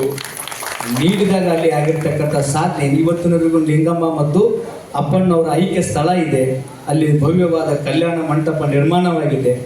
ಶಾಲೆ 30 ಕೊಠಡಿಗಳ ಸುಸಜ್ಜಿತವಾದ ಕಟ್ಟಡ ಪ್ರಾರಂಭದಲ್ಲಿದೆ. ಇಂಥ ಅನೇಕ ವ್ಯವಸ್ಥೆಗಳು ಮತ್ತು ಧರ್ಮದರ್ಶಿಗಳು, ಅದೇ ಧರ್ಮದರ್ಶಿ ಕಾರ್ಯಾಗಾರ, ಹೀಗೆ ಅನೇಕ ವಿಚಾರಗಳು ಮಠದಿಂದನೂ ಕೂಡ ಬರ್ತಾ ಇದ್ದಾವೆ. ಶ್ರೀ ಹಡಪದ ಅಪ್ಪಣ್ಣಪ್ಪ ಏನು ಇವತ್ತು ಅನ್ನದಾನ ಭಾರತಿ ಮಹಾಸ್ವಾಮಿಗಳು ಕೂಡ ಅನೇಕ ಮಠ ಮಾನ್ಯಗಳು ಅವರನ್ನು ಕರೆಸಿ ವೇದಿಕೆ ಮುಂಭಾಗದಲ್ಲಿ ಕುಳ್ಳಿಸಿ ಅವರಿಗೂ ಒಂದು ಧಾರ್ಮಿಕ ವ್ಯವಸ್ಥೆಯಲ್ಲಿ ಅತ್ಯುನ್ನತವಾದ ಸ್ಥಾನವನ್ನು ಕೊಟ್ಟಿದ್ದಾರೆ. ಅದಕ್ಕಾಗಿ ನಮ್ಮ ಮಠಕ್ಕೆ ನಾವು ನೀವೆಲ್ಲರೂ ಸಹಕಾರ ಮತ್ತು ನಾವು ನೀವೆಲ್ಲರೂ ಕೂಡಿ ಹೋಗಿ ಆ ಮಠವನ್ನು ಅಭಿವೃದ್ಧಿಯನ್ನು ಮಾಡೋಣ ಅಂತ ಈ ಸಂದರ್ಭದಲ್ಲಿ ಹೇಳ್ತಾ ಇದ್ದೇನೆ. ಜೊತೆಗೆ ನಮ್ಮ ಮಕ್ಕಳಿಗೆ ಪ್ರತಿಭಾ ಪುರಸ್ಕಾರ, SLC ಮತ್ತು PUC ಮಕ್ಕಳಿಗೆ ಪ್ರತಿಭಾ ಪುರಸ್ಕಾರವನ್ನು ಕೂಡ ನಾವು ಈ ಸಂದರ್ಭದಲ್ಲಿ ಆಯೋಜನೆ ಮಾಡಿದ್ದೇವೆ. ಆ ಮಕ್ಕಳು ಕೂಡ ಪ್ರತಿಭಾ ಪುರಸ್ಕಾರವನ್ನು ಪಡೆದು ಮುಂದೆ ಸಮಾಜಕ್ಕೆ ನಿಮ್ಮದೇ ಆದ ಕೊಡುಗೆನೂ ಕೂಡ ಇರಲಿ. ಮುಂದೆ ನೀವು ಒಳ್ಳೊಳ್ಳೆ IAS IPS ಆಫೀಸರ್ಗಳು ಆಗಲಿ. ಹಾಗೆ ನಿಮಗೂ ಕೂಡ ನೌಕರರ ಸಂಘದವರು ಅನೇಕ ಯೋಜನೆಗಳನ್ನು ರೂಪಿಸಿದ್ದಾರೆ. ಹಾಗೆ ಅವರು ಕೂಡ ಕಟ್ಟಡ ಮತ್ತು ಜಾಗಗಳನ್ನು ಗುರುತಿಸಿ ನಿಮಗೆ ಆಗಿ ವಿಶೇಷ ಟ್ರೈನಿಂಗ್ಗಳನ್ನು ಕೊಡೋದಕ್ಕೆ ಅವರು ಒಂದು ವಿಶೇಷ ಯೋಜನೆಗಳನ್ನು ಕೂಡ ಹಮ್ಮಿಕೊಂಡಿದ್ದಾರೆ. ಆ ಯೋಜನೆಗಳ ಸದುಪಯೋಗವನ್ನು ನೀವು ಕೂಡ ಪಡೀರಿ ಅಂತ ಈ ಸಂದರ್ಭದಲ್ಲಿ ಹೇಳ್ತಾ, ನನಗೆ ಇಷ್ಟೊತ್ತೊಳಗೆ ಬೆಕ್ಕೇರಿ ಸಾಹೇಬರು ನೀವು 2 ನಿಮಿಷ ಮಾತಾಡಬೇಕಂದ್ರು ದಯವಿಟ್ಟು ನಾನು ಹೆಚ್ಚು ತೆಗೆದುಕೊಂಡಿದ್ದಕ್ಕೆ ಕ್ಷಮೆ ಇರಲಿ ಅಂತ ನಾನು ಭಾವಿಸ್ತಾ, ಹಾಗೆ ಮೇಡಮ್ ಅವರು ನೀವು ನಮ್ಮ ಅಗತ್ಯ ಸಹಾಯ ಕೊಡ್ತೇನೆ ಅಂತ ಹೇಳಿದಿರಿ. ನಮ್ಮ ಸಮಾಜದ ಏನೋ ಕುಂದುಕೊರತೆಗಳು ಬಂದಾಗ ಆ ಕೊರತೆಗಳನ್ನು ತಾವು ನಿಭಾಯಿಸಬೇಕು ಮತ್ತು ನಾವು ಕೂಡ ಬಂದಾಗ ತಾವು ಸಹಕಾರ ಇರಲಿ ಅಂತ ಹೇಳಿ ನನ್ನ ಮಾತನ್ನು ಮುಗಿಸ್ತೀನಿ. ಎಲ್ಲರಿಗೂ ನಮಸ್ಕಾರ. ನೀನು ನಡೆದಿದ್ದೇ ಆದರೆ ಧರ್ಮ ನಿನ್ನನ್ನು ಜಗತ್ತಿಗೆ ಎತ್ತಿ ಹಿಡಿಯುವ ಪ್ರಯತ್ನ ಮಾಡ್ತದೆ. ಹಾಗೆ ನಮ್ಮ ಸಮಾಜ ನಾವೆಲ್ಲರೂ ಗಟ್ಟಿಗೊಳ್ಬೇಕು ಅಂದರೆ ನಾವೆಲ್ಲರೂ ಗಟ್ಟಿಯಾಗಿ ನಿಂತಾಗ ಮಾತ್ರ ಅದು ಸಾಧ್ಯ ಆಗ್ತದೆ.